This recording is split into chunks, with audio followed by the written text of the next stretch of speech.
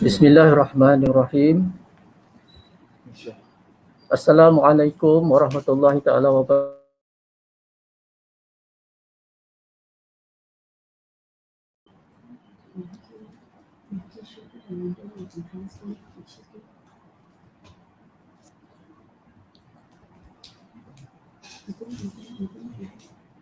Bismillahirrahmanirrahim.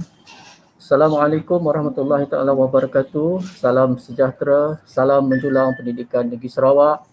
Salam menyusuri pendidikan tanpa batasan. Pendidikan berteraskan kesamarataan tanpa mengenal ke mana keberadaan, apa warna kulit serta kampung halaman. Ini kerana kita bersiaran secara live streaming studio menggunakan StreamYard dan penggunaan YouTube yang sudah pastinya boleh diulang tonton pada bila-bila masa. Selamat datang diucapkan kepada semua sidang maya dalam program bertajuk Webinar Sektor Pembelajaran Jabatan Pendidikan Negeri Sarawak bagi tahun 2021. Sebagaimana sidang maya sedia maklum, kita telah pun melalui beberapa siri webinar yang sama. Namun kali ini Pejabat Pendidikan Daerah Sibu diberi peluang untuk bersama-sama mengendalikan bengkel Pembugaran Kecemerlangan Kimia SPM bagi tahun 2021. Dengan adanya webinar ilmiah ini nanti adalah diharapkan agar semua guru-guru dan murid-murid, tidak kira di mana anda berada, akan memanfaatkan secara optimum ruang, masa yang diperuntukkan kepada kita, khususnya bagi subjek Kimia untuk pelabatan pelajaran SPM. Saya Hassan bin Idris, Pegawai SISC Plus di Pejabat Pendidikan Daerah Sibu, Sarawak, selaku moderator bagi webinar kita pada kali ini. Sebelum saya perkenalkan penceramah kita pada petang ini, suka saya maklumkan di sini bahawa link kehadiran akan dipaparkan pada akhir sesi webinar nanti, dan pengisian kehadiran akan ditutup 30 minit selepas berakhirnya sesi webinar kita. Jadi saya ulang sekali lagi, link kehadiran akan dipaparkan pada akhir sesi webinar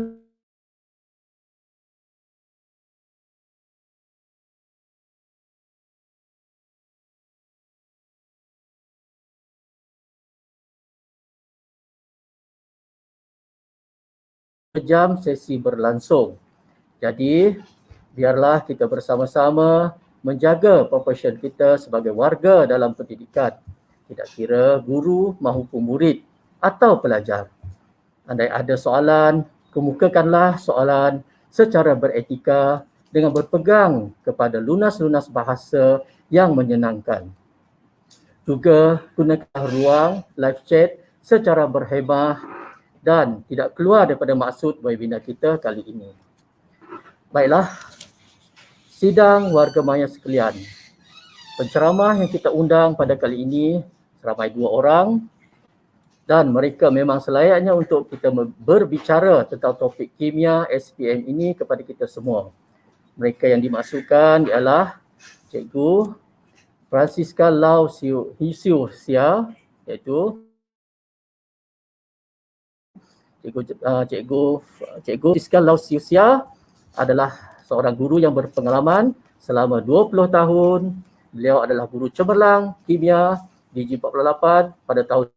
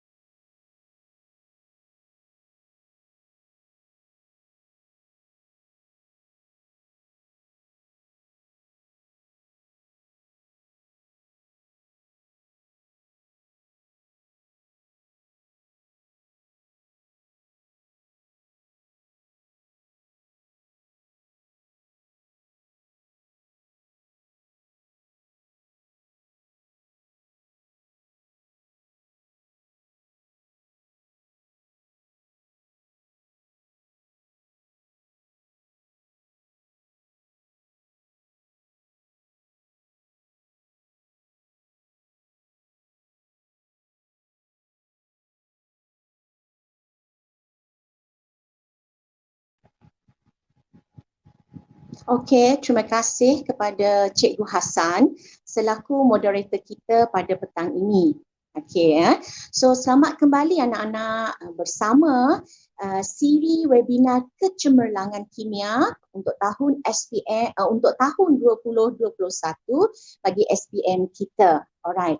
Jadi sebelum cikgu pergi lebih lanjut untuk mengupas kertas 3 yang diamanahkan kepada cikgu pada petang ini, jom kita tengok dulu pembahagian tajuk-tajuk bagi mata pelajaran kimia tingkatan 4, tingkatan 5 dengan harapan bila anak-anak tahu pembahagian tajuk ni dapat membantulah anak-anak untuk membuat ulang kaji yang lebih sistematik, yang lebih berkesan. Alright, now ini adalah 5 tajuk asas yang anak-anak kena kuasai. Alright. So 5 tajuk ini adalah dari tingkatan 4 iaitu jirim dan struktur atom, jadual berkala unsur, konsep mol, formula dan persamaan kimia serta ikatan kimia. So nak tak nak anak-anak kena kuasai tajuk ini kerana ini adalah tajuk asas, tajuk yang mesti seorang murid kimia tahu luar dan dalam. Okey, ya. Kemudian, kita ada 3 tajuk yang best. Kenapa cikgu kata tajuk ni best? Sebab tajuk ini dia sangat dekat dengan kehidupan kita. Dia menunjukkan betapa kimia itu sangat berguna, sangat penting dalam kehidupan harian manusia. Tajuknya adalah bahan buatan dalam industri bagi tingkatan 4, polimer, kimia konsumer dan industri bagi tingkatan 5. So tajuk-tajuk ni, 3 tajuk ni anak-anak boleh buat bacaan, ditambah dengan latihan dari masa ke semasa, so dengan mudah dah dapat kuasai.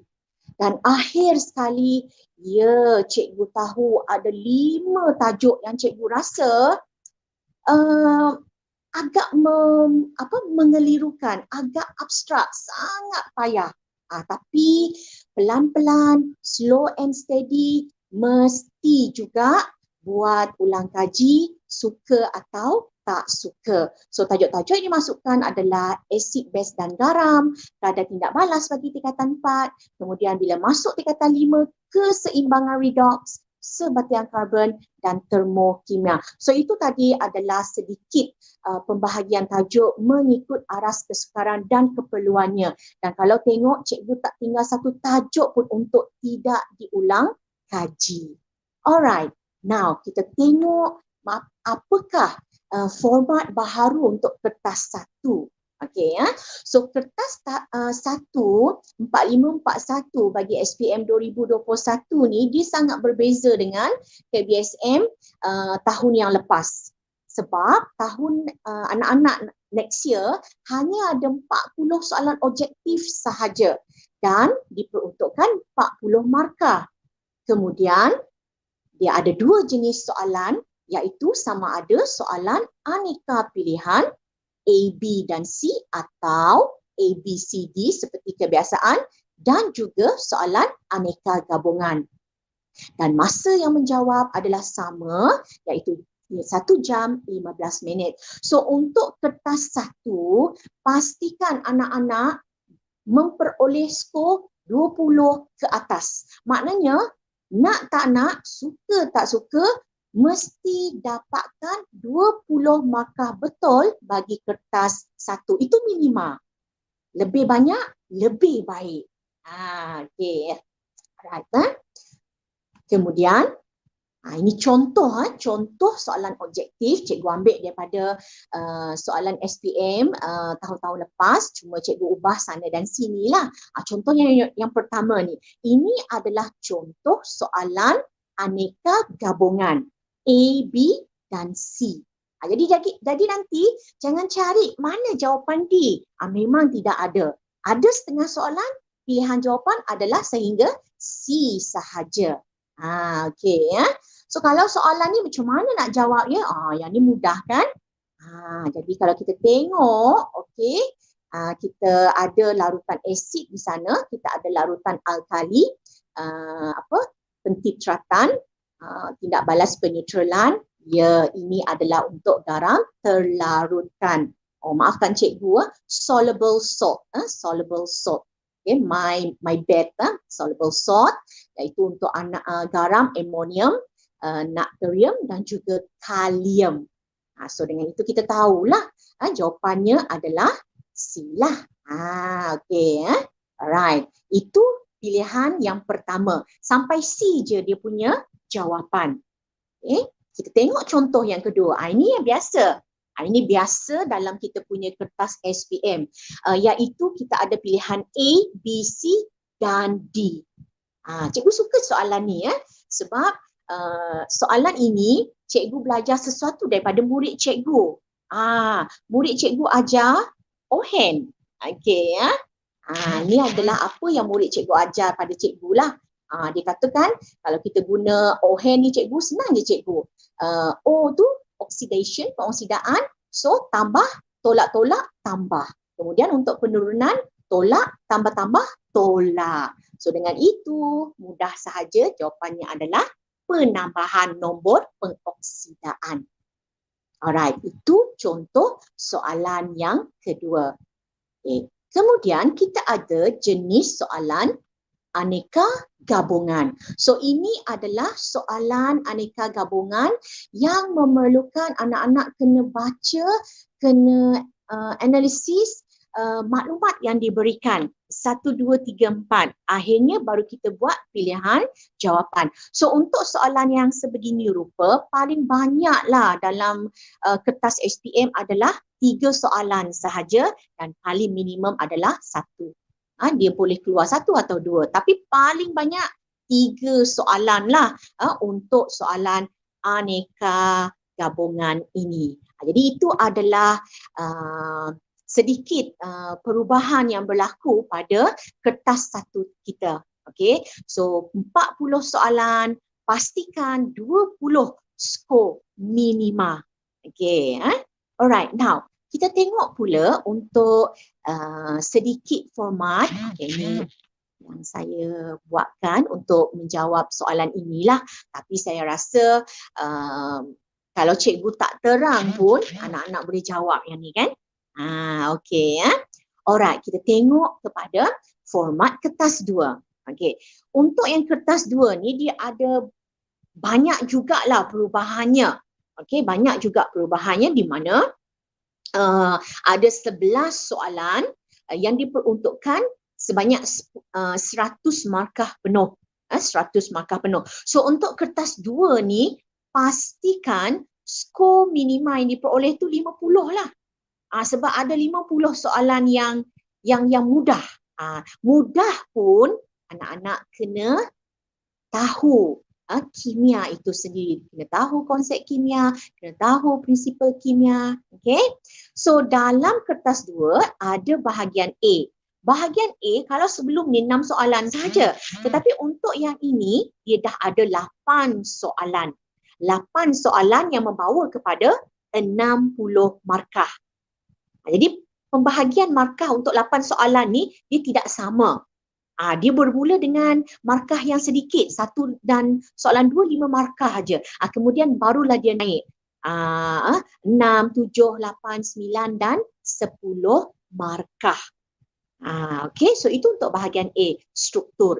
Jadi pergi kepada bahagian B, anak-anak akan jumpa 2 soalan respons terhad.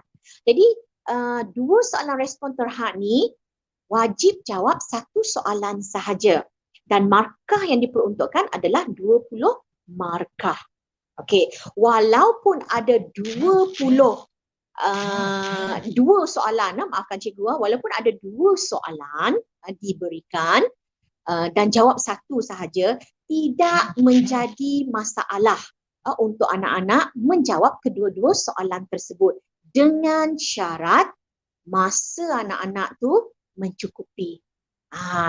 Dia tak salah jawab dua-dua. Tapi pastikan ada masa. Ada masa untuk menjawab. Sebab apa? Bila pergi kepada bahagian C, kita dah tak ada pilihan lagi dah. Soalan C ni, respon terbuka ni, dia ada satu soalan 20 markah, suka tak suka, nak tak nak, kena jawab. Kena jawab. Jadi untuk kertas 2 ni, okey, rakan saya Cikgu Francis Kalau akan membimbing anak-anak macam mana nak kenal kertas 2, sebab orang kata kalau tak kenal maka tak cinta, betul tidak? Okey, so untuk bahagian cikgu, ini dia lah, iaitu kertas 34541/3 yang ini memang banyak perubahan. Dia sangat berbeza dengan kertas 3 sebelum ini. Okey, kerana apa? Dalam satu kertas soalan ini, okey, ada 3 item sekaligus. Akan ada 3 item yang membawa kepada 45 markah penuh. Okey, so item yang dimasukkan adalah item fizik, item kimia, item biologi. Fizik, kimia, biologi, setiap satunya 15 markah. Okey, 15 markah. So semua sekali 45 markah dan masa untuk menjawab adalah 2 jam 15 minit. Satu item, satu soalan subjek itu, pastikan anak-anak patuhi masa 40 minit lah, 40 minit. Kerana apa? 5 minit tu adalah untuk menyemak, merancang dan membaca. Dan untuk kertas 3 ni, untuk satu item, contohnya kimia, untuk kimia, pastikan 8 ke atas. So kalau ada 3 item, 8 darab 3. Bukan 8 ni untuk satu kertas ni, no. 8 untuk satu item.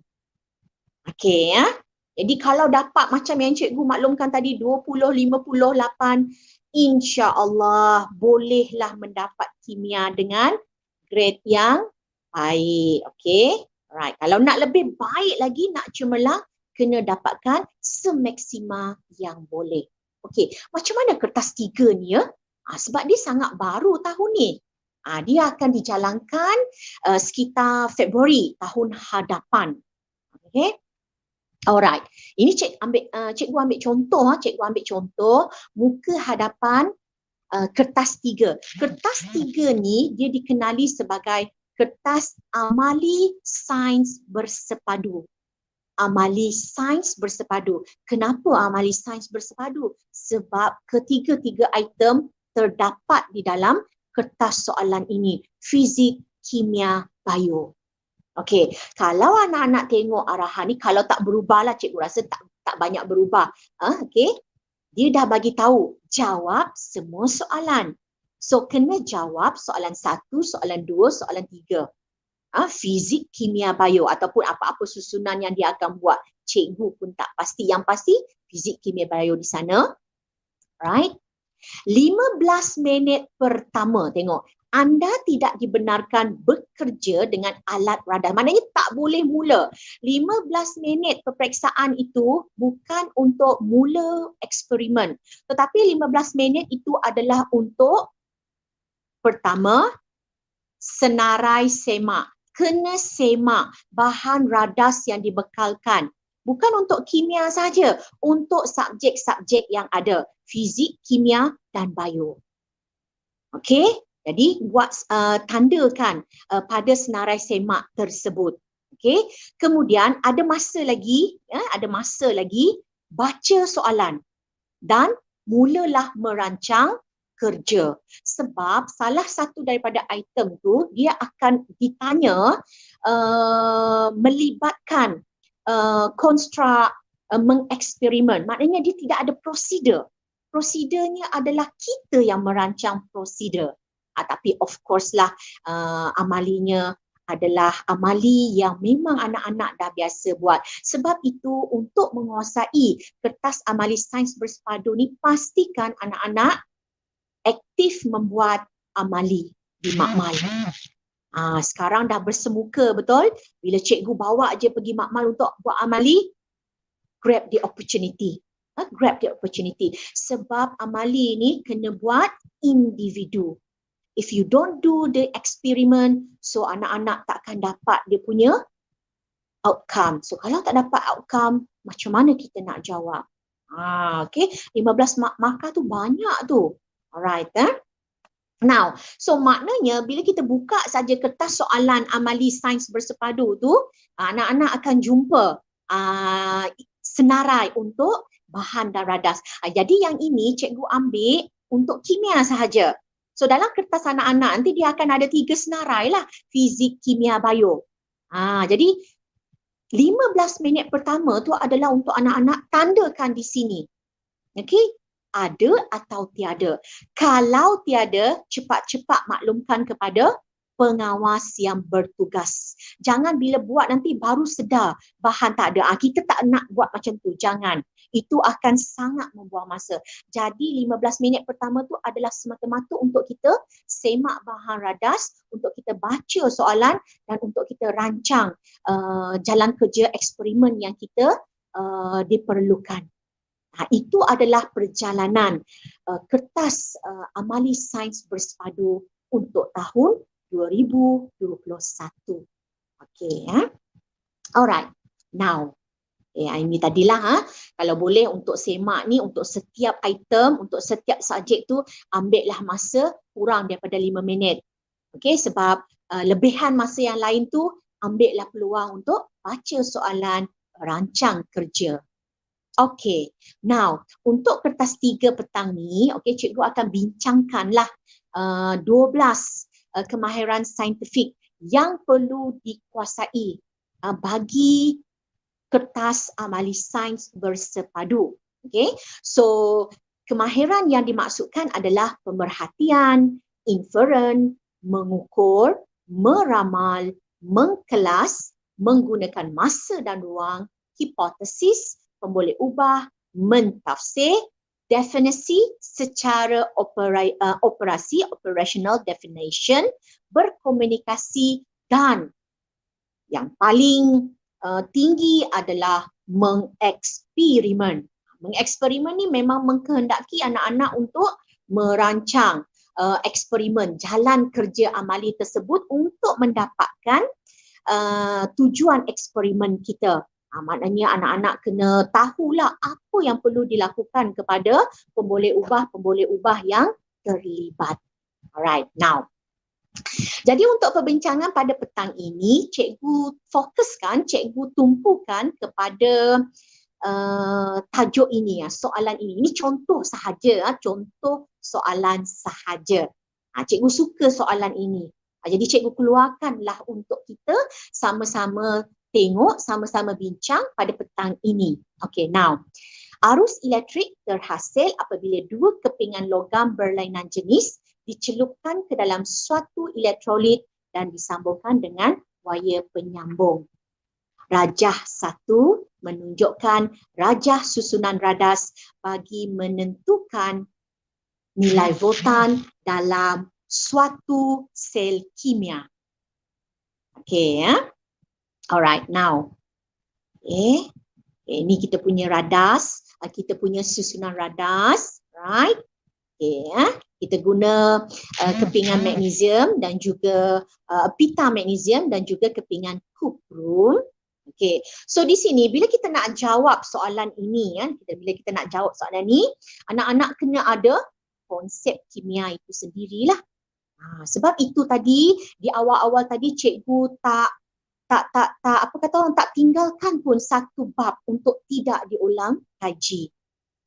Okay, alright. Lepas tu dia sambung. Lebih kurang macam ni lah. Lebih kurang macam ni lah dia punya kertas tu. Berikut adalah langkah-langkah eksperimen.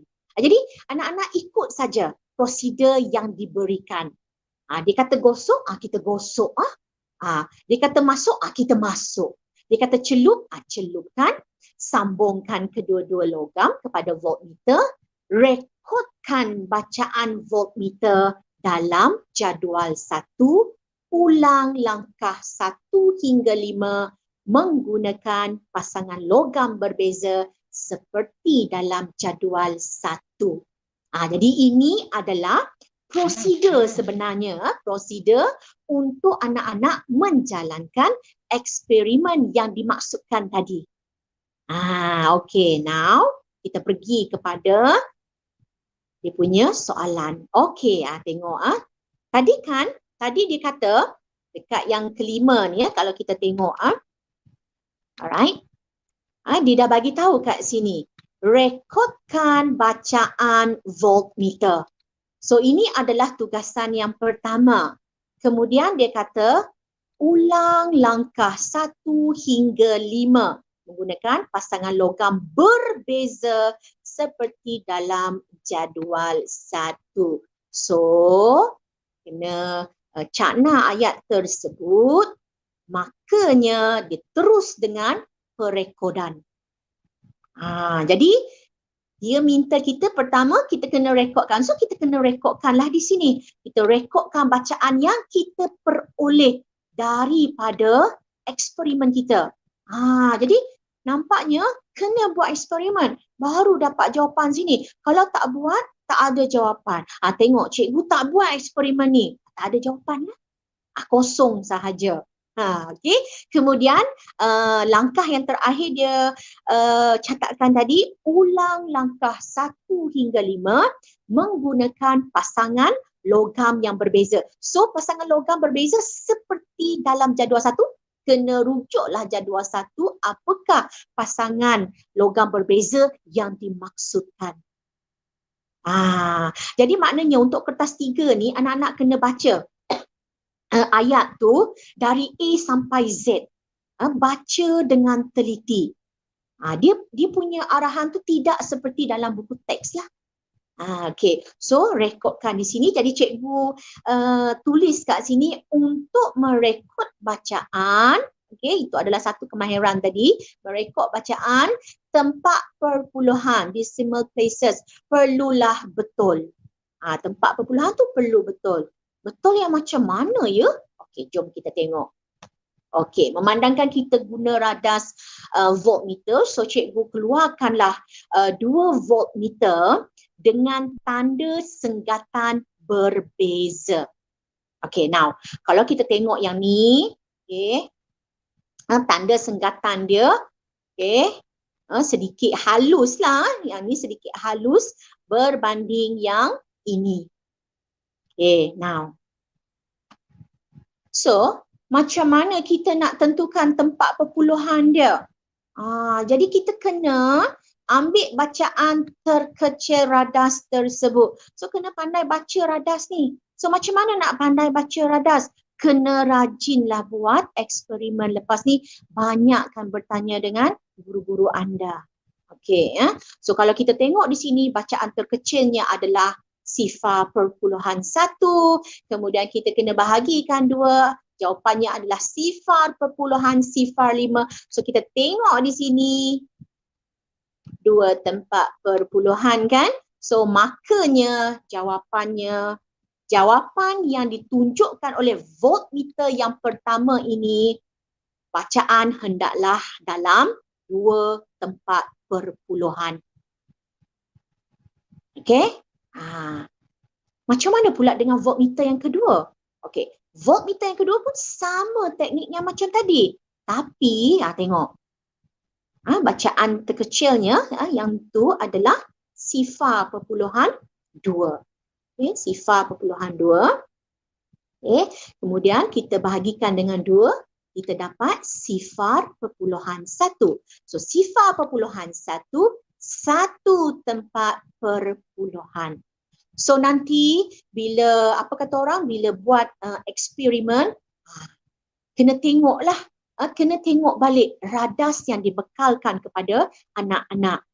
Okey, dan buatlah cara ini untuk penentuan tempat perpuluhan yang sesuai untuk radas tersebut. Jadi kalau kita tengok untuk voltmeter pertama dengan voltmeter yang kedua, tidak sama dia punya bacaan. Kalau macam yang ni, bacaannya adalah 0.0 volt. 0.0 volt lah. Tapi kalau yang ni 0.0 volt. Okay, contoh sahaja. Alright. Okay, and then sebagai ulang kaji lah, sebagai ulang kaji kan. Nanti jumpa voltmeter, aduh nak pasang yang mana ni ya? Magnesium tu nak pasang kat mana ya? Positif ke negatif lah? Okay. So yang ini positif ni sambunglah ke katot kita. Yang ini pula sambunglah ke anod kita. Okay. Cikgu pasti ya anak-anak tahu yang ni sebab yang ni dah dipelajari. Okay. So itu adalah bahagian yang pertama, merekod bacaan. Okay, merekod bacaan. Nampak senang. Dia jadi sedikit tricky di sana adalah kerana tempat perpuluhan. Okay, jom kita pergi kepada contoh soalan yang kedua. Okay. Tak sah soalan eksperimen kalau tidak ada pemerhatian. Dia mesti ada pemerhatian. Okay, sorry. Okay. Berdasarkan eksperimen menggunakan pasangan logam zinc dan kuprum. Okay. Jadi cikgu ubah dia punya set tu, cikgu ubah kepada zinc dengan kuprum. Okay. Right. Nyatakan satu pemerhatian. Ini contoh sajalah. Nyatakan satu pemerhatian. Okay. So sekarang ni dia minta pemerhatian, observation. So macam mana kita nak tulis jawapan untuk pemerhatian, jawapan untuk observation? Okay, so jawapan pemerhatian ni biasanya perkara yang boleh kita kesan menggunakan organ deria. Biasanya yang melibatkan penglihatan. So semasa eksperimen, of course lah, ini contoh untuk keadaan ini, untuk situasi ini. So pepejal perang terbentuk pada kepingan kuprum, elektrod kuprum menjadi tebal, jarum voltmeter mencapah, warna biru lautan menjadi pudar. Ini antara contoh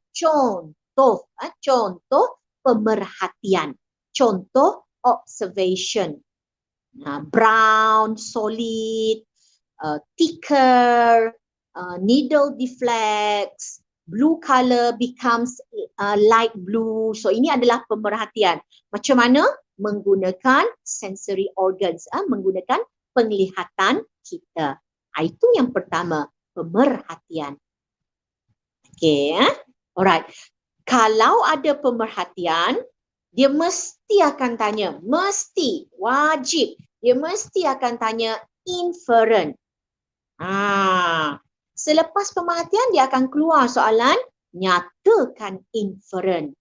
Jadi macam mana nak jawab inferen? Okay, now inferen tu merujuk kepada kesimpulan awal berdasarkan pemerhatian. Okay, yang kita buat early conclusion yang kita buat based on observation lah.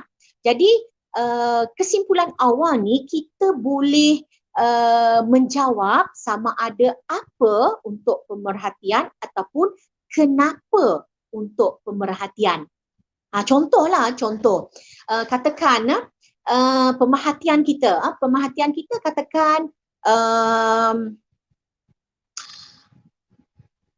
bacaan termometer meningkat. Itu pemerhatian kita. Bacaan termometer meningkat.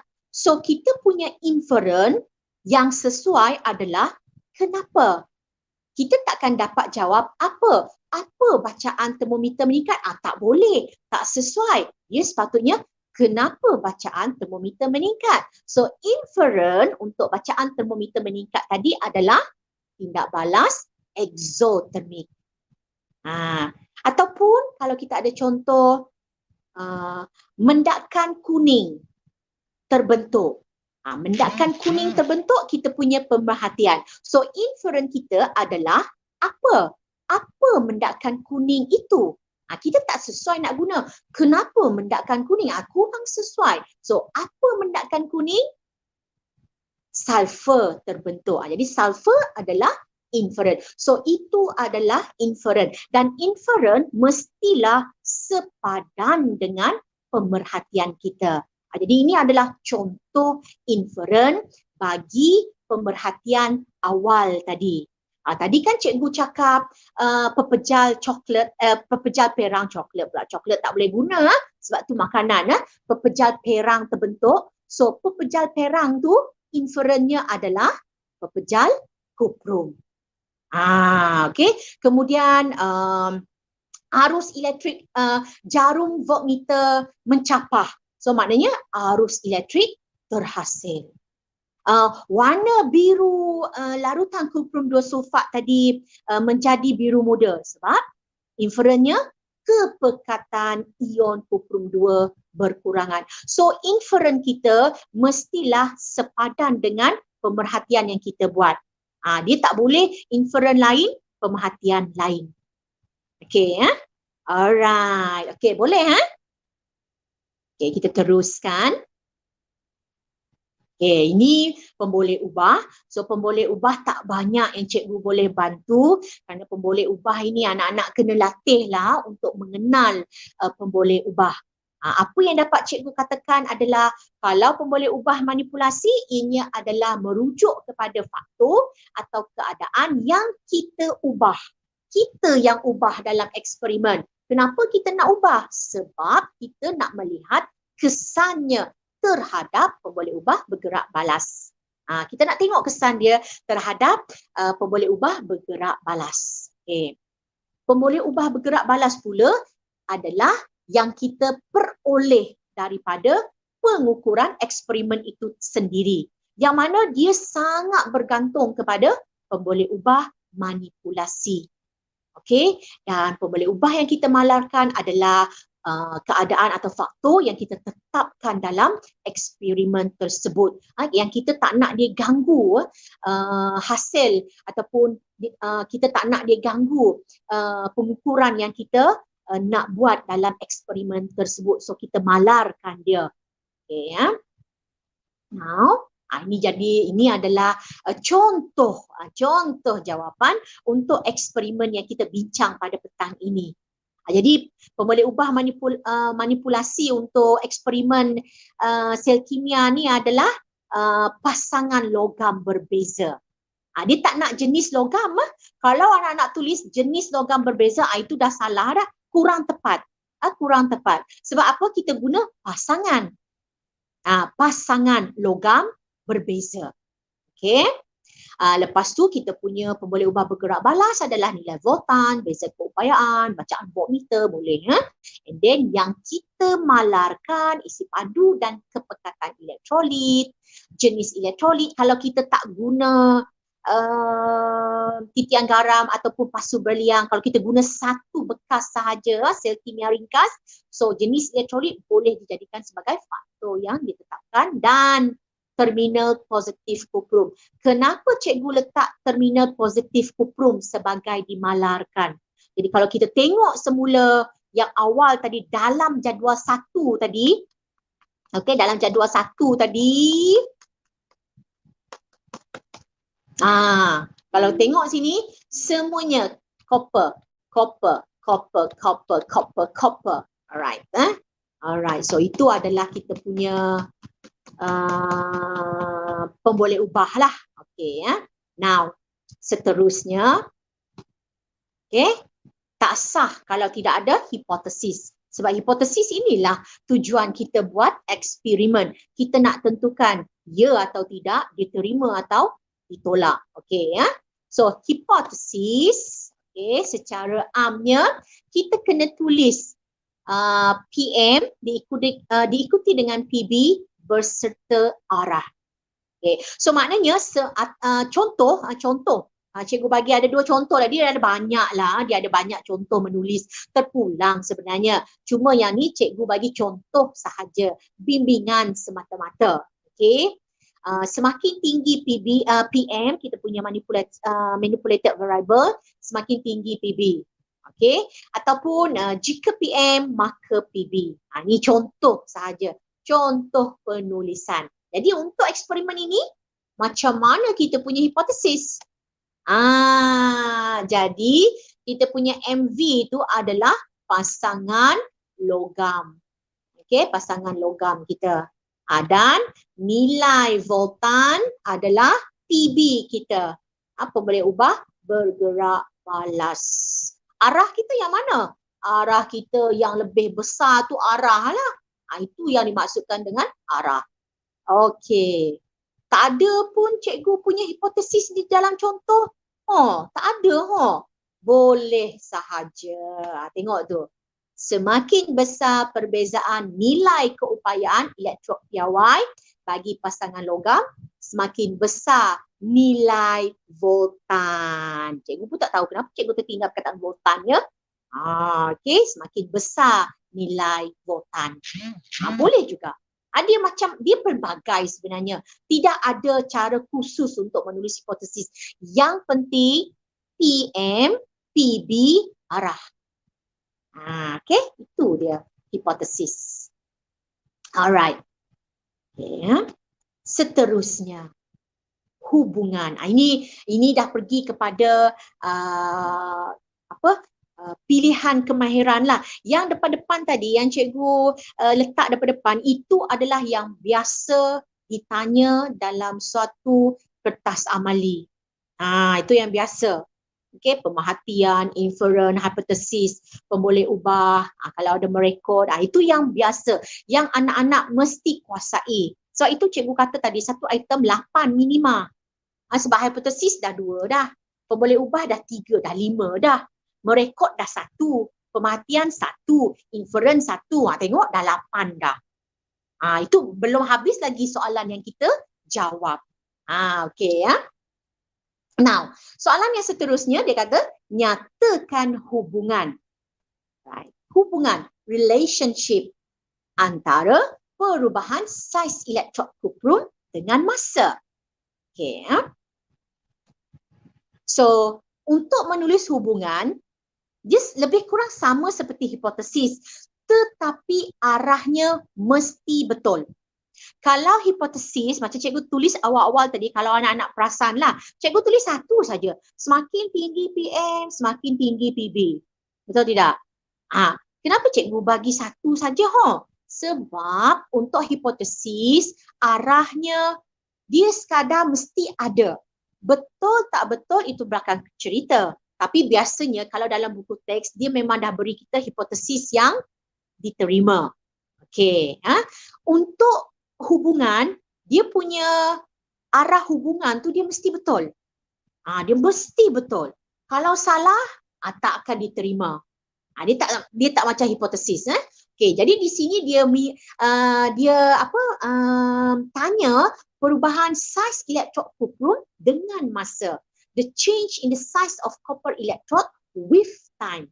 Jadi ada contoh, cikgu bagi ke atas tu ada contoh lah untuk jawab, contoh sahaja. Sama ada nak guna semakin pun boleh, ataupun PB berkurang dengan PM. RV decreases or increases with MV. PM. Okay, contoh. Okay, jadi yang ini contoh saja.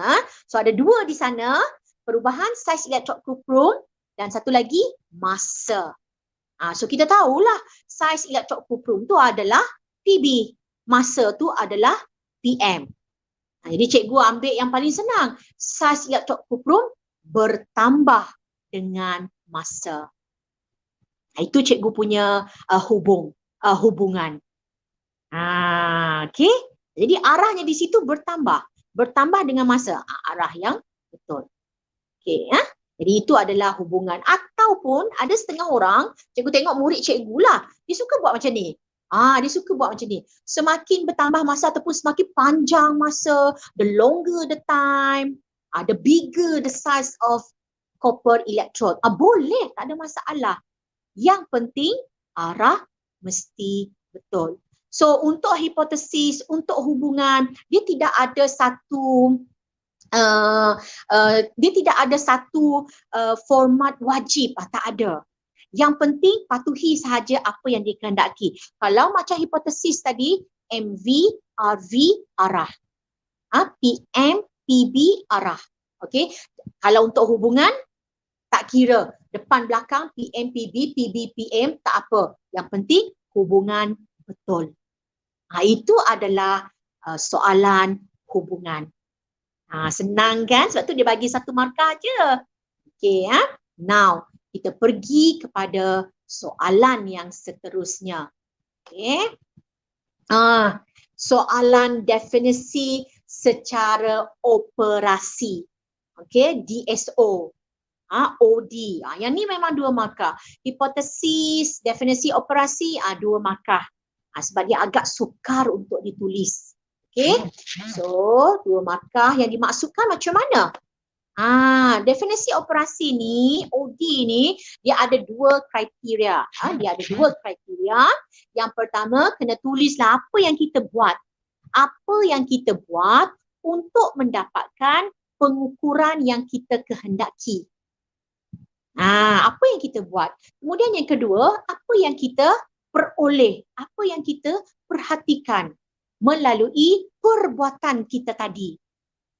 Contoh, kalau kita punya sel kimia ni, apa yang kita buat? Kita kena celup kan? Kita kena celup. Celup apa? Celup pasangan logam yang berbeza tadi. Ke mana? Ke dalam elektrolit. Jadi ini memenuhi kriteria yang pertama. Apa yang kita buat untuk mendapatkan pengukuran yang kita kehendaki. Dan yang kedua, apa yang diperoleh, apa yang diperhatikan. So, apa yang kita peroleh, apa yang kita perhatikan. Voltmeter menunjukkan bacaan. So, when different types of pair of metals are dipped into electrolyte, what we do, what is done, voltmeter shows a reading. Needle of voltmeter deflect also can. What is being observed. So inilah cara menulis definisi secara operasi. Ya, cikgu akui definisi operasi ni bukanlah mudah. Okay.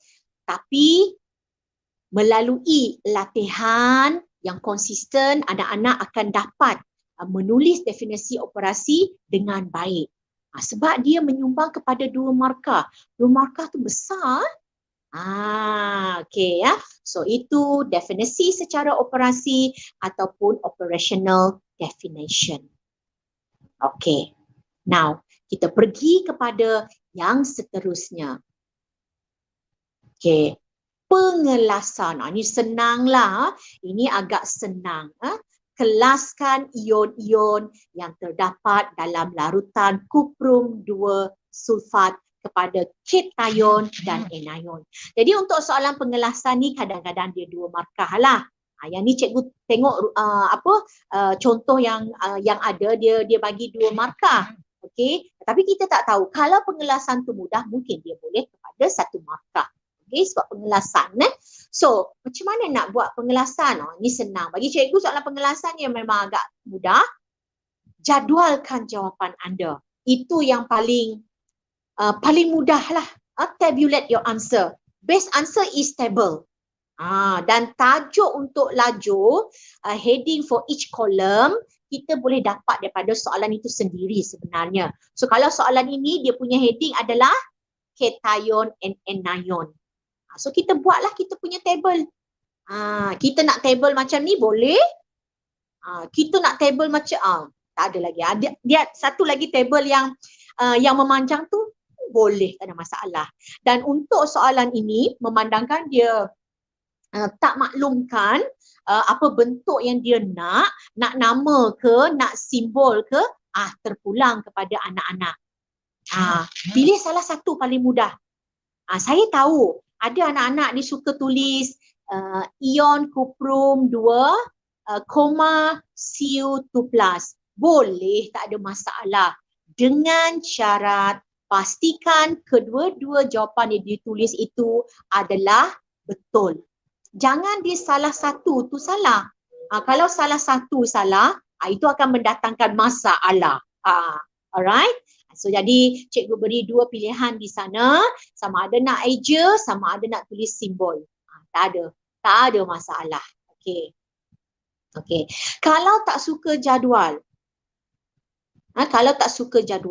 boleh juga. Boleh jugalah. Ada setengah orang dia suka buat macam ni kan.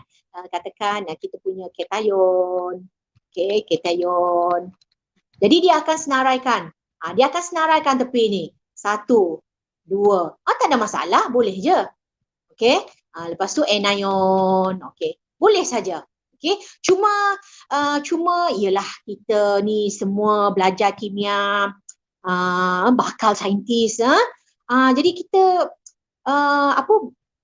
biar bersistematik. Jadi kita buatkan jawapan kita dalam bentuk jadual. Lebih mudah untuk anak-anak semak, lepas tu lebih mudah untuk penyemak menyemak. Okey ya. So itu adalah soalan pengelasan. Okey. Now, kita pergilah kepada soalan yang tak ada lah. Yang ni cikgu just nak selitkan sebab untuk soalan tadi tu sebenarnya dah habis dah. Sebab satu soalan dia maksimum 15 markah. Satu item 15 markah. Jadi kalau anak-anak tengok tadi dah cukup dah 15 markah. Jadi sebenarnya dalam banyak-banyak tu tadi dia ada beberapa konstruk yang tidak ditanya, iaitu konstruk analisis tadi tak ada lah. Okey, ya, contohnya ni hubungan antara ruang dan masa. Tak ada, analisis tu tak ada, komunikasi tak ada, okey, mengeksperimen pun tidak ada. Ada empat tadilah. Okey, jadi cikgu selitkan sikit di sini untuk graf, okey. Jadi kalaulah diminta untuk melukis graf, kalau anak-anak diminta untuk melukis graf, sebab kalau tak keluar dalam item kimia, fizik, boleh je ada graf, betul tidak? Okey. So kalau macam mana kita nak buat graf ni? Sama saja, okey. So of course lah, pertama of course paksi tu dia kena ada label, dia kena ada unit yang betul. Hilang salah satu, sayanglah. Okay. Kemudian of course kena ada skala yang diberikan tu perlulah seragam, uniform scales being used. Okay. And then kita punya titik tu pindahkanlah dengan betul. Ada 12 titik, pindahkan, plotkan kedua-12 titik itu dengan betul pada kertas graf tersebut. Jangan buat careless mistake. Satu silap letak, habis kita punya graf. Okay, and then yang last sekali adalah lengkung. Kalau graf kita lengkung ataupun kalau graf kita garis lurus, okay, pastikanlah lengkung dengan garis lurus kita ni dia kena licin lah, dia kena licin. Licin yang macam mana? Contoh lah, ini contoh saja. Nampak? Jadi kalau kita buat graf-graf macam ni, ini kita tak kira dia sebagai licin lah. Okey, dia tidak dikira sebagai licin. Ini semua lengkung. Ni adalah graf lengkung kan? Dia tak dikira sebagai licin lah. Okey, ini graf yang kita kehendaki. Tak keluar pula graf cikgu yang satu tu ya. Okey, Okey. Alright. So itu sahaja perkongsian ringkas cikgu dalam masa yang padat, dalam masa yang singkat berkenaan dengan kertas 3. Jadi cikgu harap perkongsian tadi serba sedikit dapat membantu anak-anak untuk memahami, mengenali kertas amali sains bersepadu. Jadi kalau tak faham yang cikgu tunjukkan tadi, mungkin cikgu terlaju ke ataupun ada benda yang tak faham ke, ulang baliklah siaran YouTube ini bila-bila masa dan bolehlah tanya dengan guru anak-anak untuk kepastian yang lebih lanjut. Ingat pastikan 8 ke atas. Lagi banyak, lagi baik. Sebab kertas 3 ni dia sebenarnya adalah kertas yang agak mudah dengan syarat anak-anak tahu eksperimen tersebut. So macam mana nak tahu? Banyakkanlah buat eksperimen, pegang radas kita, dalam masa yang sama tengoklah YouTube yang ada untuk eksperimen-eksperimen yang anak-anak tak sempat nak buat. So sekian dulu daripada cikgu. Cikgu serahkan kepada penceramah yang kedua, iaitu Cikgu Francisca. Silakan Cikgu Francisca untuk perbincangan kertas 2. Ya, okey, terima kasih Cikgu Delimawaty Okey, sementara menunggu Cikgu Francisca tu, biarlah saya terangkan dahulu penerangan berkaitan dengan Cikgu Delimawaty lah. Untuk makluman semua, tadi ada berlaku kesilapan teknikal, jadi biarlah saya ulang balik. Cikgu Delimawaty ni sebenarnya adalah seorang guru yang mengajar di SMK Santubong, Kuching, Sarawak. Dan beliau adalah seorang pemegang ijazah sarjana guna UTM 2000 tahun 2000 Sains dan Komputer Sastra Pendidikan dan dikhususkan dalam mata pelajaran Kimia. Syabas Cikgu Delimawaty, terima kasih banyak-banyak kerana banyak ilmu yang kita belajar pada hari ini. Semoga ilmu-ilmu itu kita akan kongsikan bersama-sama murid-murid kita di seluruh Malaysia khususnya. Terima kasih Cikgu Delima. Okey, seterusnya saya teruskan dengan majlis kita pada petang ini. Berkenalan pula dengan Cikgu Francisca. Okey, Cikgu Francisca, beliau sebenarnya pun sama seorang guru yang mengajar subjek kimia selama 20 tahun, DG 48. Segini mengajar di SMK Methodist Sibu. Jika kita belum dengar tadi, ada kesilapan dari segi itu. Jadi mengajar di SMK Methodist, guru cemerlang kimia, sekolah menengah dan anugerah guru inovatif tempat kedua sempena perayaan Hari Guru Peringkat Negeri Sarawak tahun 2014. Beliau juga menulis dalam banyak-banyak penulisan ilmiah dan buku seperti Dua Language Encyclopedia in Chemistry, kertas model SPM Chemistry 123, Score A+, kertas model SPM Chemistry, Practice Hebat Chemistry, Form 5 SPM KSSN. Jadi tanpa melengahkan masa lagi, saya persilakan Cikgu Francisca untuk berkongsi ilmu bersama-sama dengan kita pada petang ini. Dengan segala hormatnya, saya persilakan Cikgu Francisca.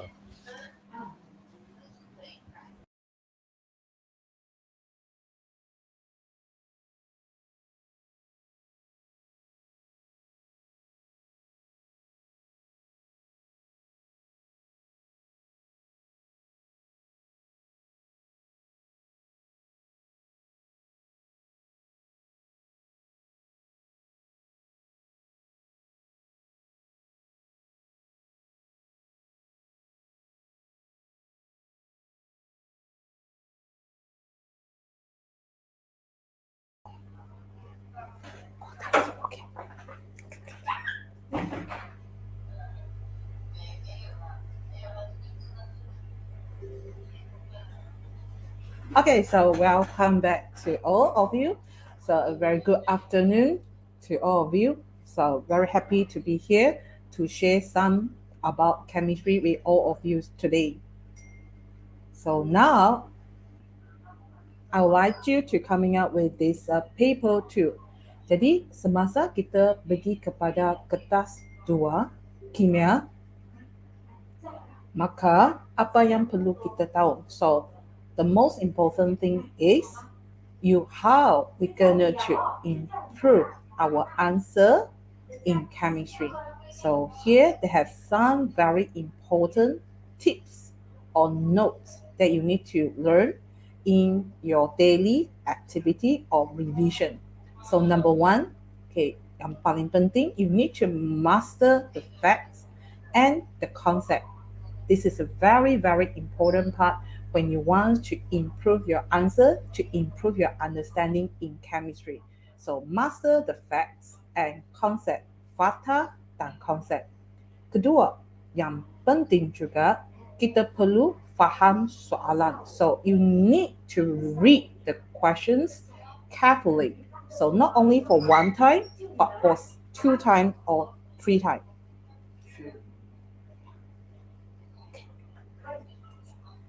So number 3 here, so what we want you to know that is you must understand the task. Jadi mengapa perlu kita baca soalan itu dengan teliti? Kerana anda boleh dapatlah kata-kata kunci dia. So task is very, very important. So you need to understand the task of the question. Then number 4, how we going to answer our question? So you need to answer it in short, accurate, and precise.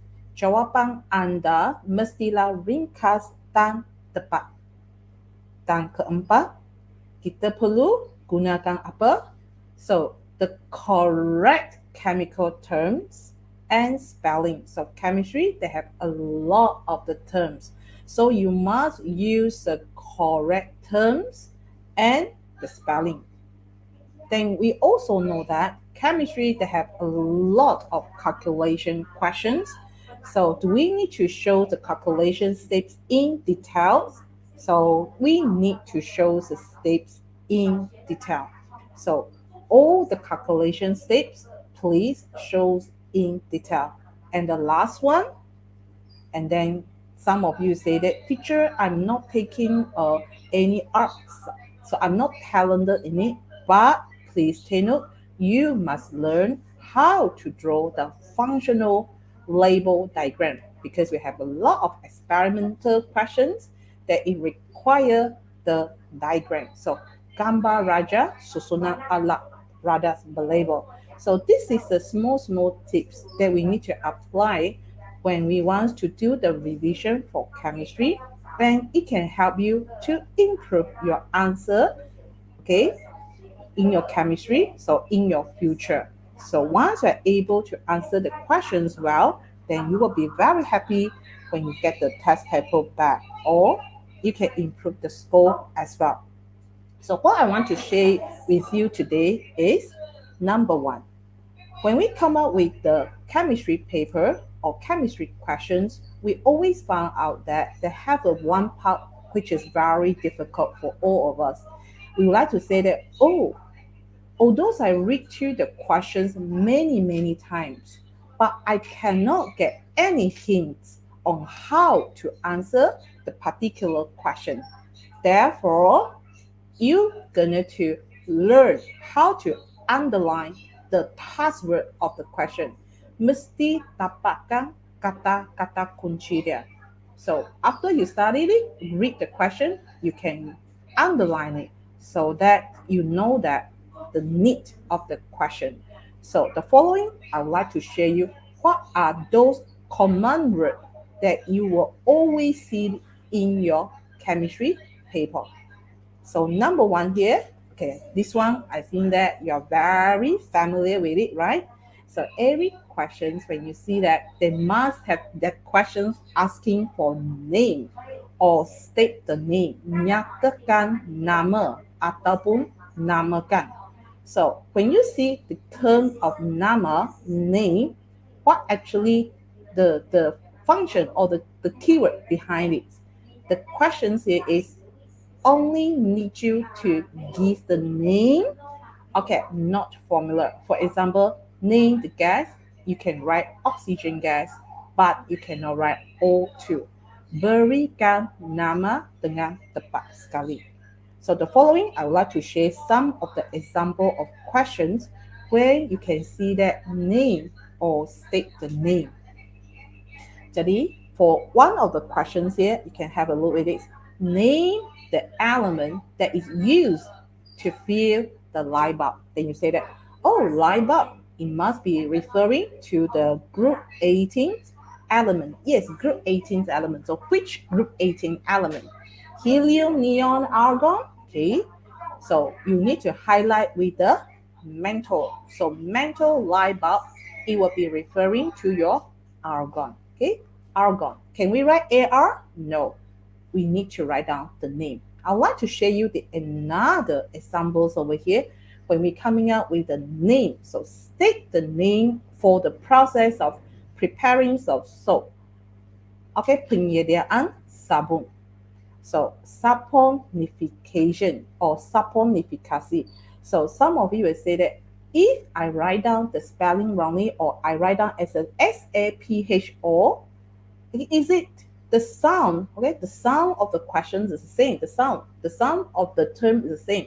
Is it I can have my marks over here? No. So you must be very careful when you ask to write down the name. The spelling must be correct. Okay, must be correct, no matter in BM or your English term. Okay, so after we come up with the state the name, then what is the most common term we can see in our questions? then you will find that the most common terms that we always see it is state. Okay, state. So don't tell me that, okay, when I do my revision for my chemistry, I never see the questions ask me to state. Okay, that is impossible, right? So state in BN is nyatakan. Nyatakan means you need to give a brief answer only. No need to come out with a further explanation. Okay, no need to come out with a further explanation. So berikan jawapan ringkas tetapi tidak perlu penerangan. So no need to have a further explanation for this part here. So for example, the question like, can you state the type of particles in naphthalene? So when you look at the naphthalene, so naphthalene, what is the chemical formula for naphthalene? Okay, C10H8. Okay, so you can find out that naphthalene, it will be made up with a non-metal atoms and a non-metal atoms, right? So therefore, you will find that it will be a covalent compound. So when you have a covalent compound, then what we have it? Covalent compound is made up of molecule. So state the types of particle. What are the three possible answers that we can give? It can be either atom, ions, or molecule. Dia tidak ada jawapan lain sekiranya soalan tanya particles, atom, ion, ataupun molecule. So three possible answers. So the answer, molecules, the spelling must be correct as well. Then another question here I would like to share you with. Okay, this is another question that you always see it in your chapter 8. Okay, chapter 8. So state the hardness of bronze compared to a pure copper metal. So bronze gansa, copper cuprum. Jadi bronze is made up of copper and tin, stannum, dengan stannum. So the questions here were coming out with it. State the hardness of bronze. Okay, then how we going to answer this type of question? Is that it need you for a further explanation? Do you need to come up with explain why bronze is harder than pure copper metal? No, right? Because the question only coming out with state. When they're coming out with state, then you just tell me that the comparison, bronze is harder than pure copper metal. Gansa lebih keras berbanding dengan logam cuprum. Then now it coming up with one very common mistake they were made by students. What is the common mistake? The student may just mention that bronze is hard than pure copper metal. Gansa keras berbanding dengan logam cuprum tuling. So we're going to do the comparison to show that it's harder. Lebih keras. Lebih keras berbanding. So it must be coming up with a term in a comparison, harder. So you can see that, okay, name or state, then you will say that, oh, this type of questions will be very simple. It can be a one keyword or two words. Then you are able to solve the problem. Yeah. So be careful, name and the state. Then now we would like to coming up with the next common word. Then I believe that many of them, they will say that, teacher, I hate this part most. How the most you hate this part? Because we would like to say that definition. Okay, definition or state the meaning. You need to give the exact meaning of for a particular term. So I want you to take note with this part. Then some of the students will say that I hate this part. But I would like to say that if you want to have a very good concept about chemistry, you should be very good in terms of definition. Because once your definition is solid, then your concept will be solid. So when you want to do a revision for any chapters, then I will suggest that you're going to start with the definition. Kerana definisi akan menjadikan konsep anda menjadi lebih kukuh. Okay, so here we're coming up with some terms of definition. how we're going to answer the definition question. So I choose a very simple popular one, or simple and popular one, and the direct one. So what is meant by a group? Student will say that, apakah yang dimasukkan dengan kumpulan? Teacher, I know what is meant by period. Horizontal row of elements in the periodic table. Then I would like to ask, how are you going to answer the group? What is the meaning of group? Can I write the vertical row? Okay, it's not a vertical row. You will see that the group is standing there. It's a vertical column, a vertical column of elements, okay, in the periodic tables of elements. So you will find out that what is the changes that we want to come out with this part. So you just need to find out that if they come up with the period, then it's a horizontal row. If they're coming out with a group, then it will be coming out with vertical column of elements. Where we can find it? Yeah, in the periodic tables of elements. So you know the group and then you know the period. Then another term here I would like to share with you is so just come up with some of the examples like isotope. When students write down the definition of isotope, what is the main problem? So they will always come up with these atoms with same proton. So they will always skip the atoms. They will always skip with element. They just say that have same proton number but different nucleon number, or have same number of proton but different neutron number. They will use the wrong term when they write out the definition. So please be alert the usage of the term. We need to highlight with the usage of the term must give a correct term. Must give a correct term. So what is the meaning of isotope? Isotope, they are come up with atoms. So the atoms, for example, we have carbon 12, we have carbon 13, we have carbon 14. So there we name it as isotopes. So isotopes, they must come from the same element. When they are come from the same element, meaning that they have the same proton number or number of protons. But how do you find out that their nuclear number? Just now I mentioned carbon 12, carbon 13, carbon 14. Their nuclear number is different. So we would like to say that they have a different nuclear number. Okay? Bilangan neutron ataupun nombor nukleon yang berbeza.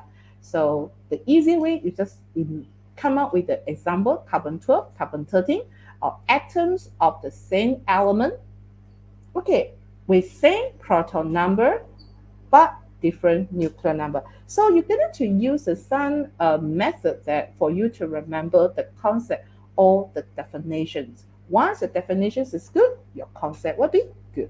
So another one here, I would like to come up with another one here example. So what is the meaning of heat of displacement? Okay, so you will always see the definition questions in your paper 2. Okay, so you will always see the questions like definition in your paper 2. So you must always define it.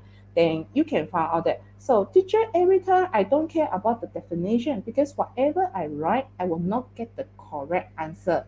So many students have these intentions for not write out the definition, answer the definition question. So don't, after this, you're going to highlight with, every time you do the revision, go for the definition first. So what is meant by heat of displacement? Haba pengesaran, logam yang lebih elektropositif, sesal logam yang kurang elektropositif dari mana? Daripada larutan garamnya. Jadi penyesaran. Jadi when we add in heat, what is the idea of heat? When we add in with heat, meaning that it referring to the heat change. Heat change or heat release. Perubahan haba ataupun haba dibebaskan. Apabila haba dibebaskan, what we want to highlight here? 1 mole, ya, semua, okay. Definisi untuk haba, penyutrolan, pembakaran, pementakan ataupun penyesaran. dia memang rujuk kepada satu mol. Okay? Jadi kamu akan lihat hubungkan dia. So, for example, heat of displacement here, we like to say that heat change or heat release when one mole of metal is displaced from where? From its salt solution by what? By a more electropositive metal. So when you go to more definitions, meaning that you have better concept about chemistry. So what we want to talk about this is all come up with the basics of chemistry, Then now we would like to find out that what are the other command word or kata-kata kunci, password that you can see in different types of the questions over there, right? Then the next one here, we would like to come up with the next word, keyword is state the observation. I think Cikgu Dalima have mentioned a lot about state the observations, right? So when you're coming up with the state of observation, okay, nyatakan pemerhatian dalam tindak balas ini, for example. So please, you're going to write what is observed physically. It can be include the color change, okay, color change. So I give you the example, some of the examples of how you're going to answer this type of question. So what can be observed when a litmus paper is put into sodium hydroxide solution? Okay, apakah diperhatikan apabila kertas litmus? Tengok soalan ini hanya nyatakan kertas litmus. Okay, apabila diletakkan ke dalam larutan natrium hidroksida. So what can be observed? Because the questions here don't mention about the color of the litmus paper. So what we're going to do? Can we just say that turns blue? No. You're going to indicate, or you're going to mention that what is the original color of your litmus paper. So the red litmus paper turns blue. Soalan ini tidak beritahu kamu apakah warna kertas litmus yang perlu digunakan. Jadi kamu perlu berikan perubahan warna asal kepada warna yang baru itu. So from red to blue. So the red litmus paper turns blue. So must show the changes or must shows changes.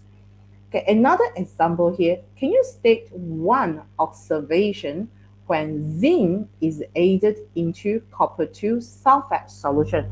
So when zinc is added into copper 2 sulfate solution, apakah yang anda boleh nampak di sini?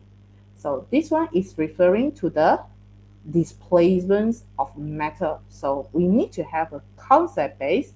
Zinc is more electropositive than copper. Zinc can displace copper from its salt solution. So if this happens, what we can see, then one of the observation we can see is a brown solid is formed. Pepejal parent terbentuk. There's some of you say that why they have pepejal parent? Why they have brown solid is formed? Because you can write down the chemical equation zinc plus CuSO4. What are the product will be formed? Zinc sulfate ZnSO4. Then what is another byproduct here? Copper. So copper is formed. Then it will indicate that a brown solid is formed. Other than this, what we can write for this observation, because the question asks for one. So you can also mention that the intensity of the blue color decreases. The intensity is keamatan warna biru berkurang.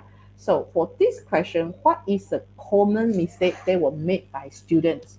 The common mistake they were made by students will be, they just mentioned the intensity of color decreases. They forgot about the keyword of blue. They don't mention blue. Okay? They just say that turns colorless.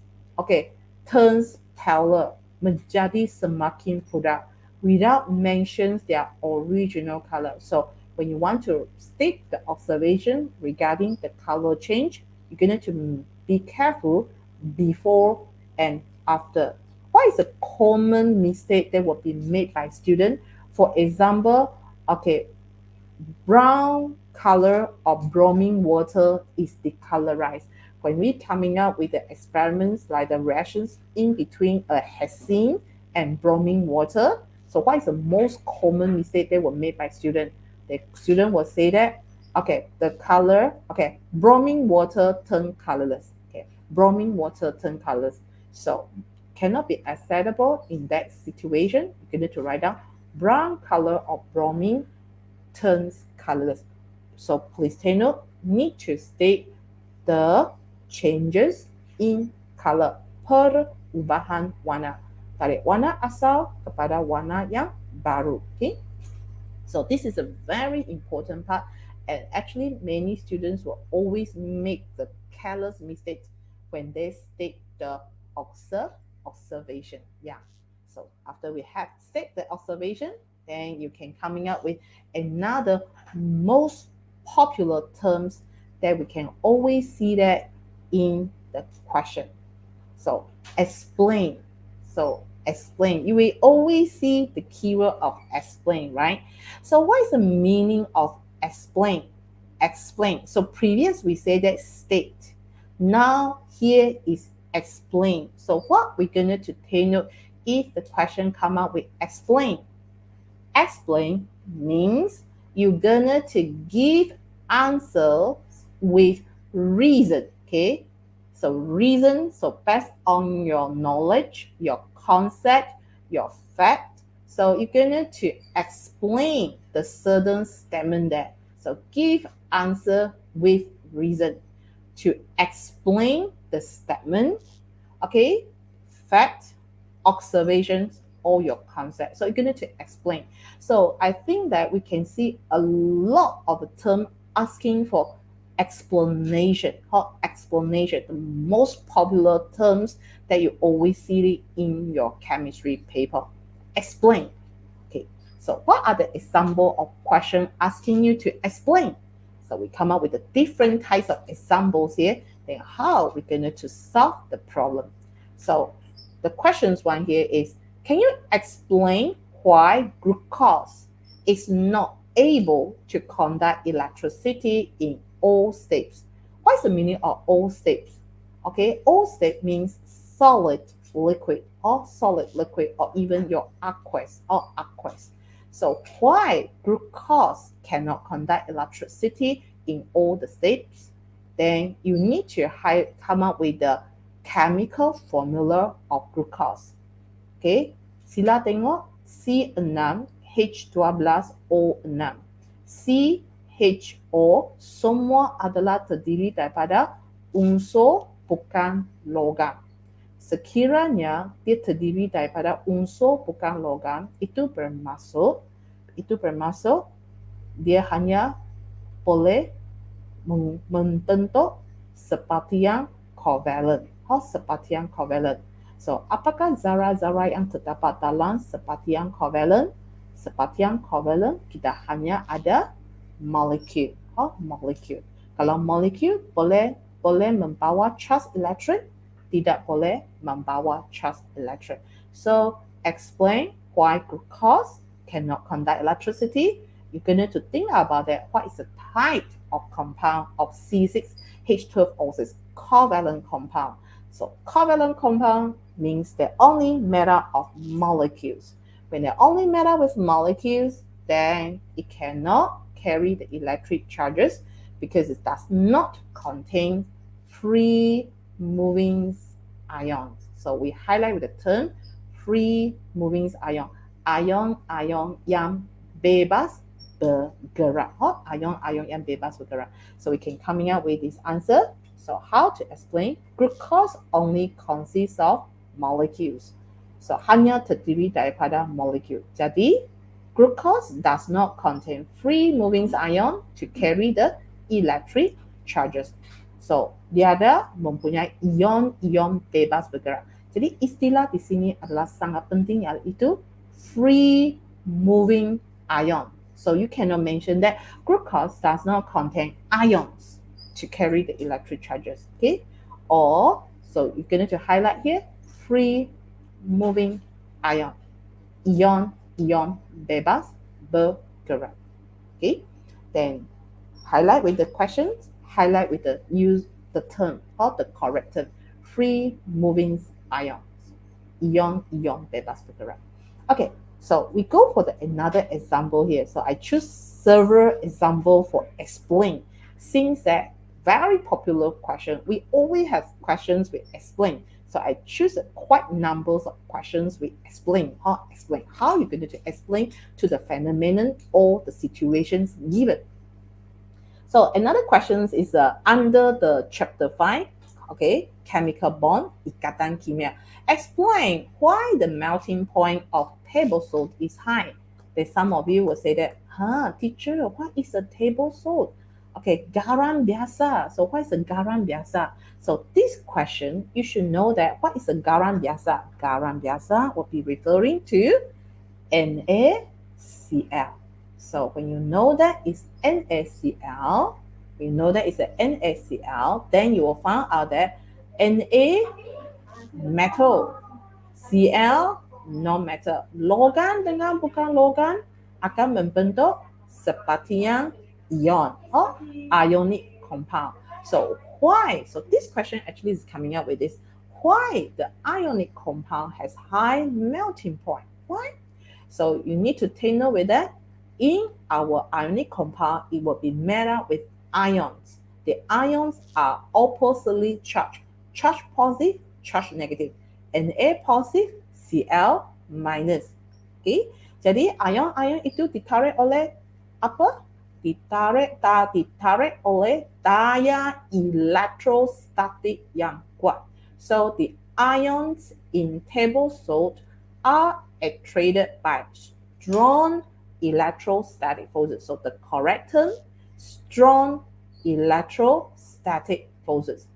Must put down the keyword of strong. Must put down the keyword of strong. So the ions are attracted by strong electrostatic forces. Since the ions are attracted by strong electrostatic forces, then meaning that if we want to melt it, we need, or it will require more heat energy.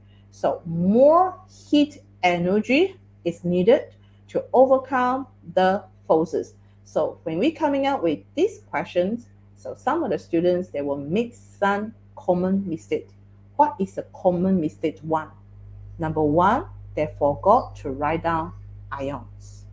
Number two, they forgot to write down strong. Okay.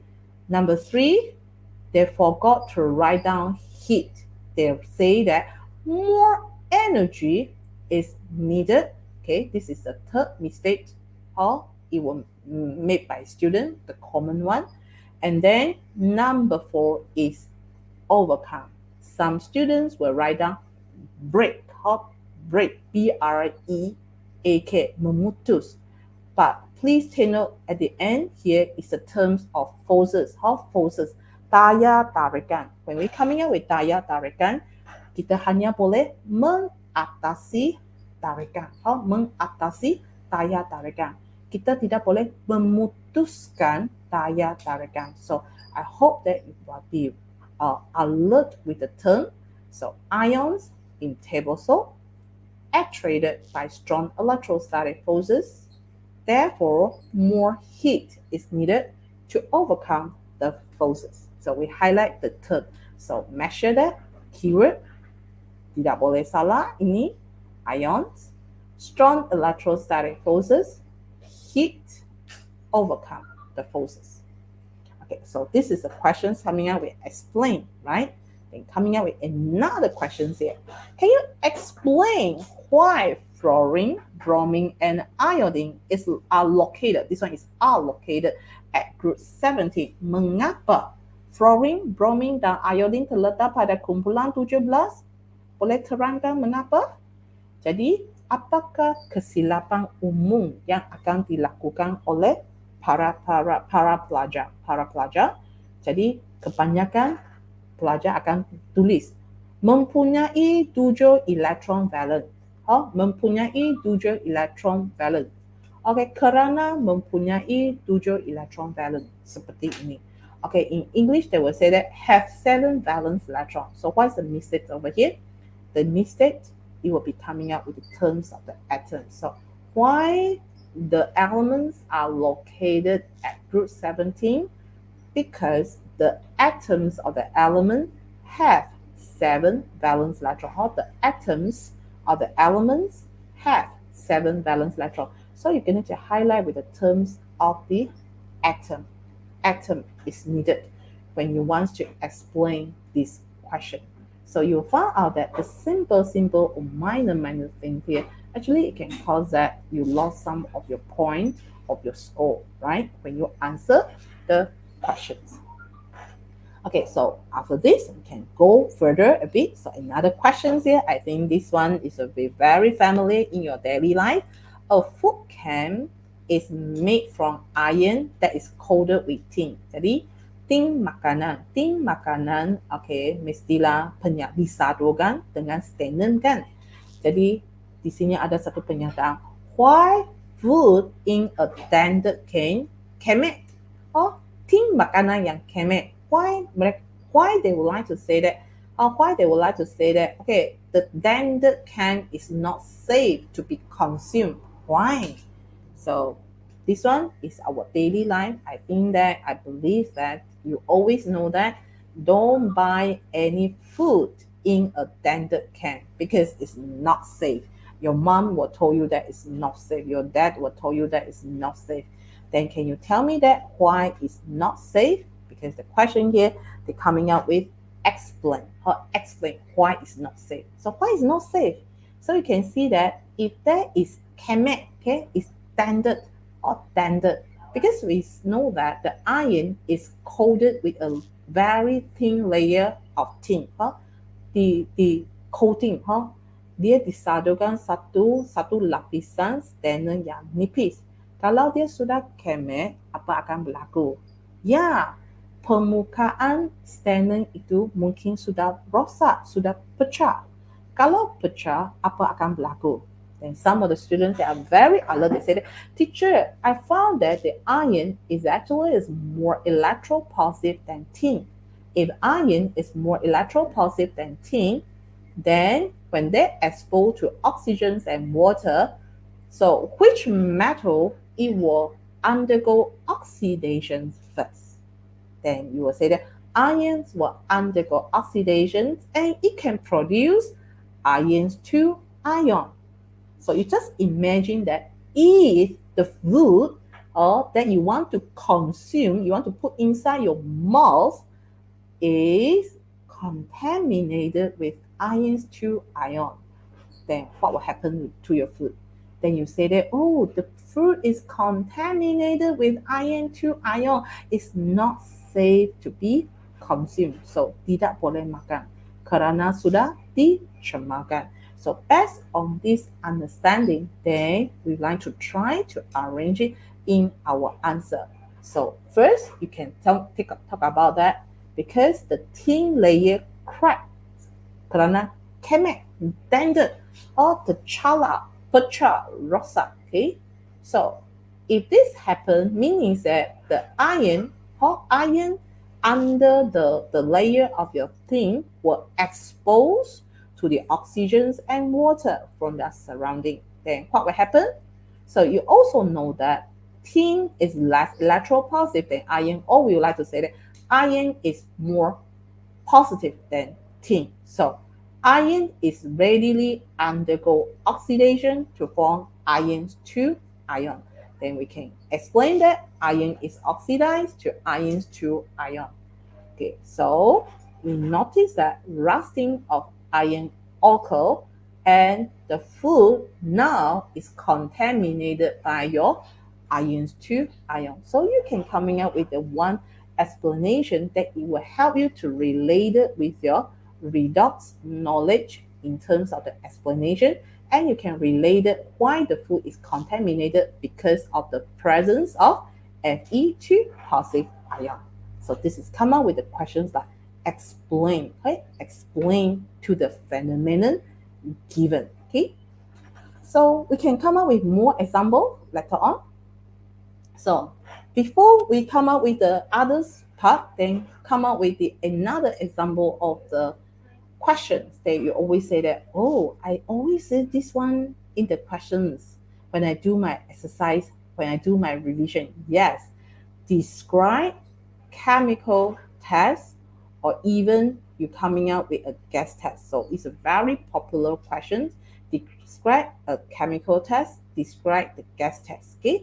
So when we want to coming out with the terms of describe a chemical test, what is the keyword we want to emphasize here? So describe means that you need to show the method on how, mesti nyatakan cara dia bagaimana. Daripada kamu gunakan istilah use, menggunakan. Menggunakan. The question here is how to use, bagaimana kamu nak guna. Number 2, you're going to indicate the correct reagent. Reagent here is the bahan kimia. Bahan kimia. Guna bahan kimia apa. And then after you carry out the chemical test, you're going to give me the observation. Observation. So for describe chemical test, okay, how and the reagent and observation is dependent. Bermaksud, kalau kamu guna cara yang salah, okay, gunakan cara yang salah, walaupun pemerhatian anda betul, itu dianggap salah. Itu dianggap salah. So I give you one of the example. For example, okay, we place or we insert, kita letak, insert a burning wooden splinter, okay, into a test tube filled with oxygen gas. Okay, kita guna burning wooden splinter. Okay, insert a burning wooden splinter into test tube filled with oxygen gas. Then after that, you tell me that, oh, the burning wooden splinter rekindles. Okay, the burning wooden splinters rekindle. So my question here is, do you use the correct method to identify the presence of the oxygen gas? It's a wrong, right? It's a wrong. But how about your observation? Your observations is correct. But since you are using a wrong method, therefore, we would like to say that your observation is considered a wrong observation. So please, you must be very, very careful when you're coming out with a question like describe a chemical test or even your gas test. Okay, you must be very, very alert for that. Must be very, very alert for that. So here, I just coming up with a very simple gas test. Can you describe a chemical test to identify the presence of carbon dioxide gas? Kurang kan? Jadi, what is the common answer that made by would give by student? Student would say that, okay, use carbon or use lime water. Okay. Can we use lime water? No. How to use lime water? So you're going to tell me that pass or flow the gas into lime water. They must tell you an action keyword. Tell people that how you can do it. So pass or flow the gas into lime water. Then what will happen? Lime water turn cloudy. So after you coming up with the method, okay, so how with the reagent, then you need to give me the observation. The lime water turns cloudy or air kapur menjadi perut. So highlight with the method and reagent and your observation. Okay, so that is a very important part over here. Another question here, then this is the questions. Okay, then can you describe a chemical test verify the anion presence in sodium chloride solution? So many of the students, they're very scared about the chapter 6, especially the quantitative analysis, how you're going to identify the anion, how you're going to find out that the cation that are present in the sample of the solution. So normally cation, we would like to say that we can use a strong alkali or like sodium hydroxide solutions or ammonia solutions. For anion, we focus on carbonate ion, chloride ion, sulfate ion, and nitrate ion. So for this question, you will find out that the question says that can you describe a chemical test to verify the anion present sodium chloride? So what is the first what is the first task that you need to solve the problem? You're going to know that this test is used to find out the sodium ion or chloride ion. So N ion, how you can remember that N ion stand for? You see, a negative ion. So chloride ion is a negative ion. So the test is want you to prove that the presence of the chloride ion in the sample. So how we going to carry out the N ion test for chloride ion? So first, for every N ion test, okay, we need to start with an acid. So why we need to start with acid? We start with acid because we want to eliminate, or we want to prove that in the sample of the solution does not contain carbonate ion. So we can say that 8 nitric acid followed by, okay, silver nitrate solution. So we can say that 8 nitric acid and silver nitrate solution. So we need to take note with the sequences here. Must add in acid first. So no changes observed. Then meaning that no carbonate ion is present. Then we add in silver nitrate solution. We add in silver nitrate solution. Then when you add in silver nitrate solution, what we can see, white precipitate is formed. Why they have white precipitate? Because silver nitrate solutions react with sodium chloride solution to form silver chloride and sodium nitrate. Formation of silver chloride, it gives you the white precipitate. Then some of you will say that, oh, is this refer to a double decomposition reaction? Yes, double decomposition reaction for the formation of the white precipitate. So you can see a lot of the questions asking you to do the descriptions or describe the test to prove or to identify the substance that are present in it. Okay, so don't forget the technique must come up with action keyword, okay, with the correct reagent and with the correct observation. Okay, so this is a technique. Okay, then next one, what we have the next one. Okay, I think that next one, you will always find that in your chemistry paper. The common word here will be referring to write a chemical equation. When we talk about the chemical equations, you must able to write down the formula of the reagents and products correctly. Number two, you're going to make sure that your equations is balanced. Yeah, so if you found that you are not so good in writing the chemical equation, because if you are not able to write the chemical equations correctly, it actually will affect the following, the numerical problem solving, how to solve the calculation questions. Because all the calculation questions then need to base on the balanced chemical equation. So it's not too late for you.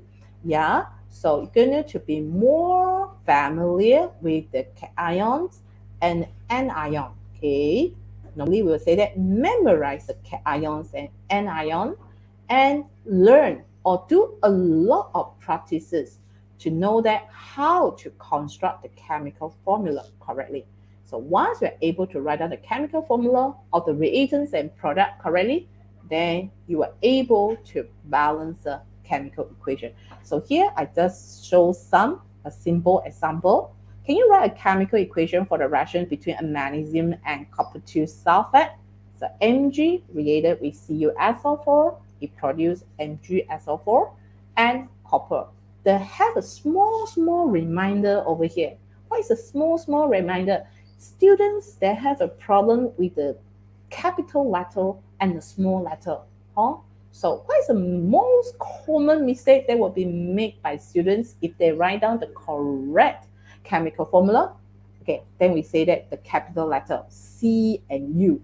Some of them, they will just write out like small letter of C, the small letter of U. So when we talk about the chemical formula, so please be more alert with the chemical formula. So why I purposely choose magnesium and copper 2 sulfate? they have a reason behind it. Because the most common mistake they made by students is MG, small letter of M and G. So please take note, MG is McDonald, it's a big M, not big M, big M, M and then small letter of G, big C, small letter of U. Okay, so when we talk about the chemical equation, so some students make mistakes because the capital letter is not that obvious. Okay, so learn it, practice it, so that it will make it become perfect chemical equations in the future. Okay, other than chemical equation, so what is the equation that you can see it? You always see that. Other than that, the always come up with the chemical equations that you say that I don't know how to balance the equations. Another equations that most common one, it will be come up with combustion, pembakaran or pembakaran. Students have problems with that pembakaran and then heating. They will always ask, teacher, why I need to put oxygen or why I no need to put oxygen. So we would like to say that if combustion, pembakaran, or suatu tindak balas yang melibatkan pembakaran, mesti ada oksigen. Sesuatu tindak balas yang melibatkan pemanasan, heating, heating, no need oxygen gas in your equation. So please take note. So why I choose the combustions of ethanol in excess oxygen gas?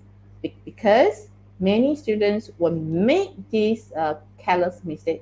C2H5OH ethanol reacted with oxygen. What are the byproducts? CNO, CO2, HNO, H2O. So this is the way we remember it. CNO, CO2, HNO, H2O. So how to balance? Start from the left to right.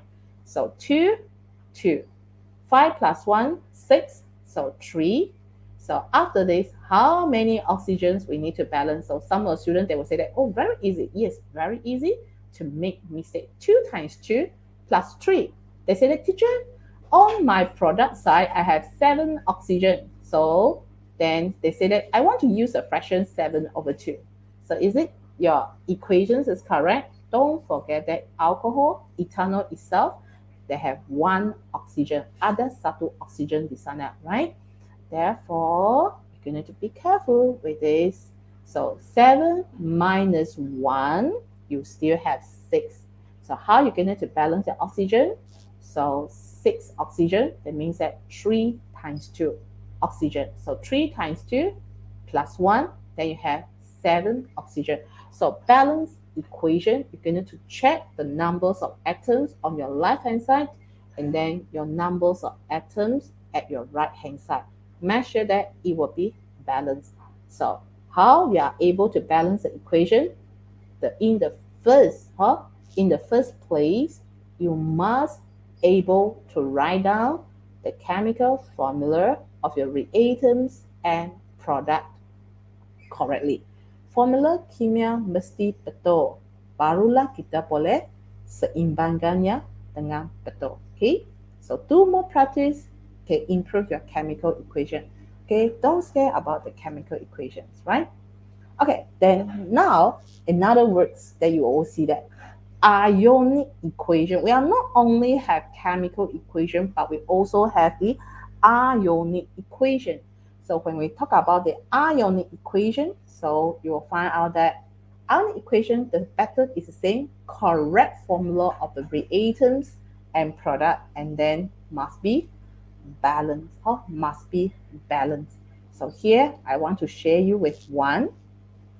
Okay, lead 2 nitrate solutions reacted with potassium iodide to form lead 2 iodide. Okay, larutan plumbum 2 nitrat bertindak balas dengan larutan kaolin iodida membentuk plumbum 2 iodida. Jadi soalan di sini ialah apa? Tuliskan persamaan ion bagi pembentukan plumbum 2 iodida. So how we are able to write down the ionic equation? So here I can share you with the two different methods.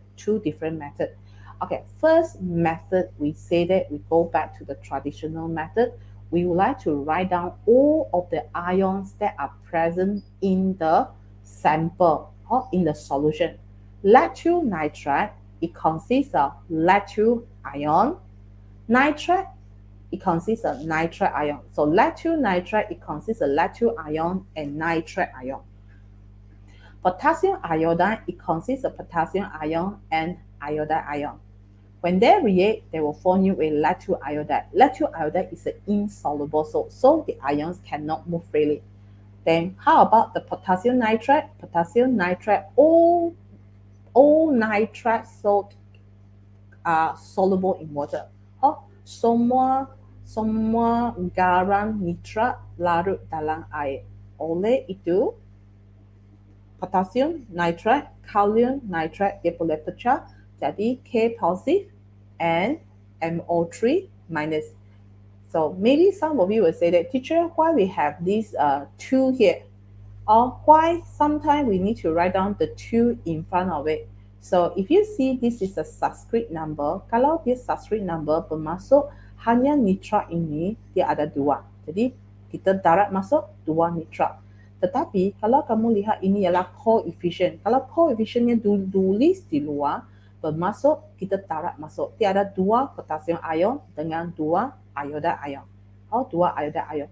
PbI2 tulis bersama, tidak boleh pecah, cannot ionize to form ions, and then potassium ion, 2 positive, and then 2 nitrate. So, according to this method, how we are able to find out that our ionic equation, then we would like to say that, I want to compare the equation before and after. I want to compare the reactant side, I want to compare the product side. So, part 1 and part 2. Then you will notice that some of the ions that are repeated, repeat. Before the reaction, we see nitrate ion. After the reaction, we also see nitrate ion. So these two ions we just cancel off. Before the reaction, we have potassium ion. Then after that, we also have potassium ion. So we cancel off. Kita pangkalkan ion yang ada pada bahan dina balas dengan ion pada hasil dina balas. So, apa yang akan tinggal di sini? So, bahan yang boleh tinggal di sini adalah Pb2 positive plus 2I minus arrow Pbi2. Another common mistake that were made by students will be they only write equal to, never equal to. This is to produce, so it must be arrow. Draw the arrow clearly. So Pb2 positive plus 2I minus arrow Pbi2. But some of the students, they are very, very smart. They are very, very smart. They will say that, teacher, this is a double decomposition reactions, right? So when double decomposition means that there is a lactyl iodide. What are the ions that will combine to form lactyl iodide? They say that, Pbi2. So Pb comes from Pb2 positive, I come from iodide ion. So some of the students, they will just come up with the product Pbi2 lactyl iodide to predict what are the K ion and N ion that are involved in the formations of the insoluble salt, because this is an insoluble salt. So you can use these two methods here to write down your ionic equation. So for sure, practice make perfect. Next one, I think that you also see that half equation. So half equation, setengah persamaan. When you see this setengah persamaan in our topic redox equilibrium, you always see the keyword of half equation. Same idea, if you wish to write down the half equations, you must write down the correct formula of the reactant and the product, and then you're going to make sure that you are able to balance it. Balance it. They have no other shortcut for it other than you do a lot of practices. So here I would like to share you with one question. Can you write the half equations at anode and cathode for the electrolysis of potassium sulfate solution by using a carbon electrode? So number one, what we're going to highlight here, what are the ions that are present in potassium sulfate solution?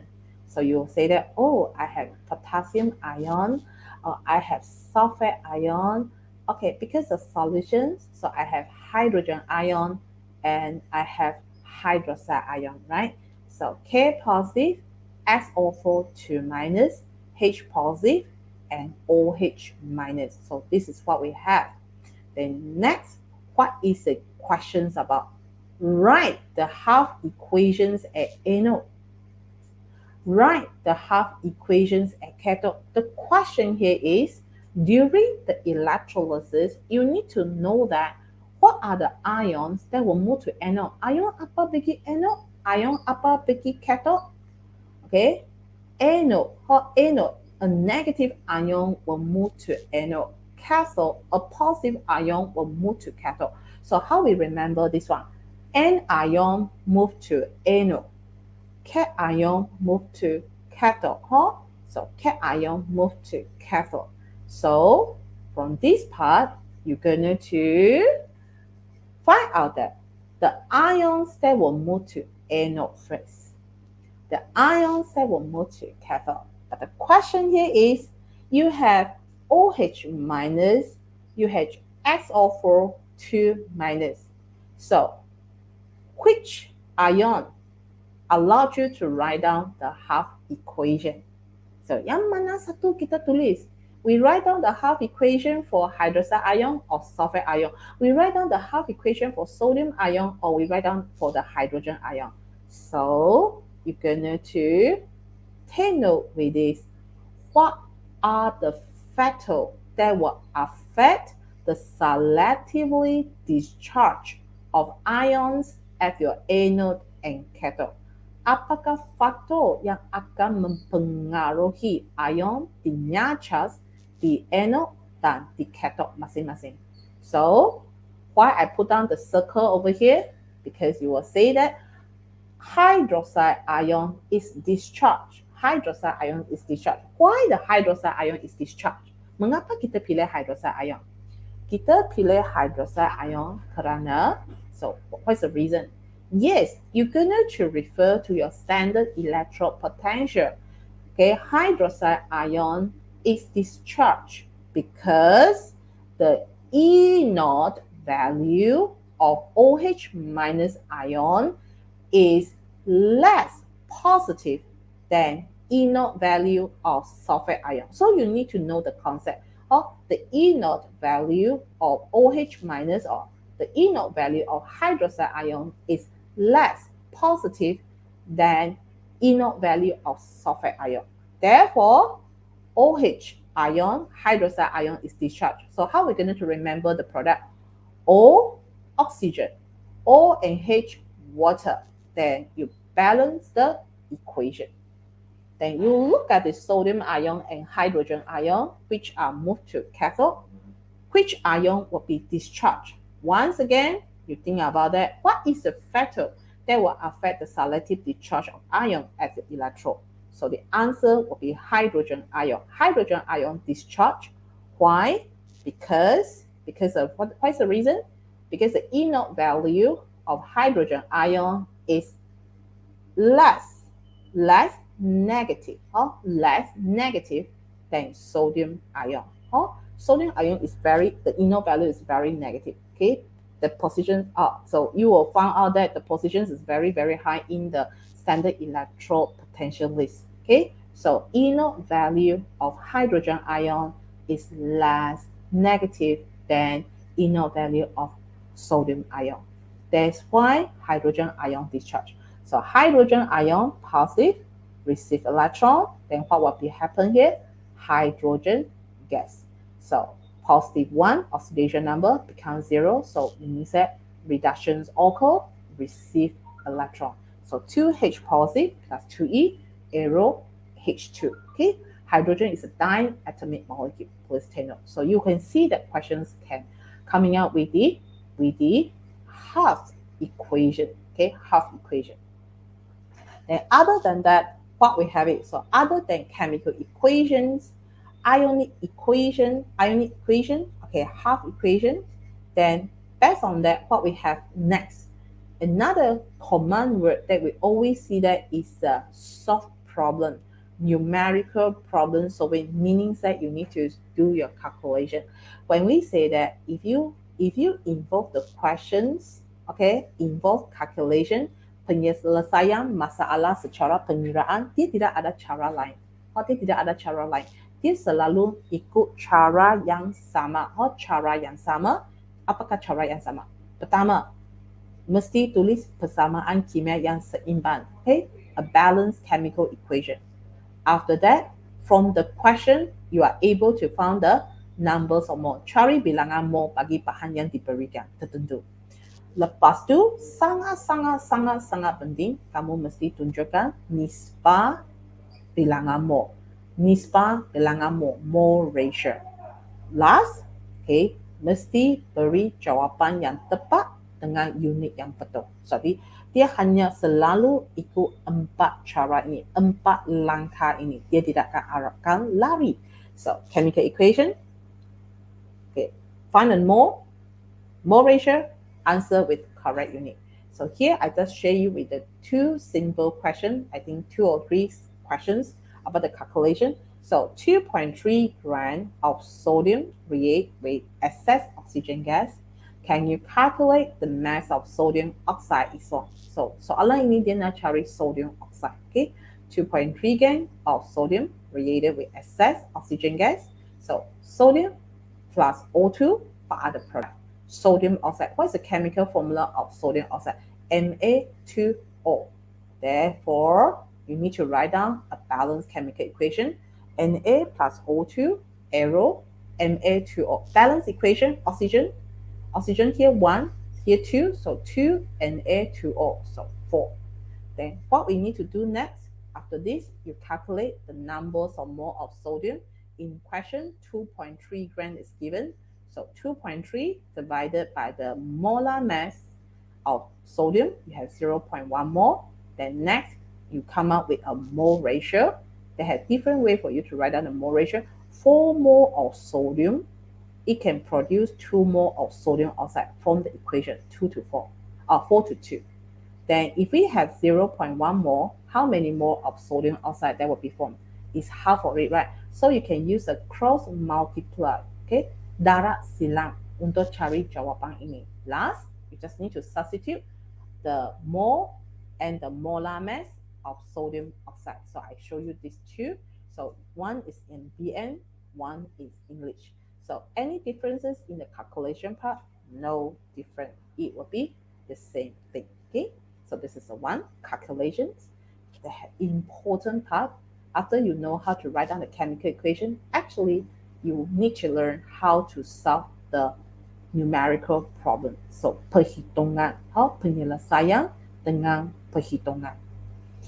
Okay, I give you another question here. So 0.05 moles of potassium react with water to produce a potassium hydroxide and hydrogen.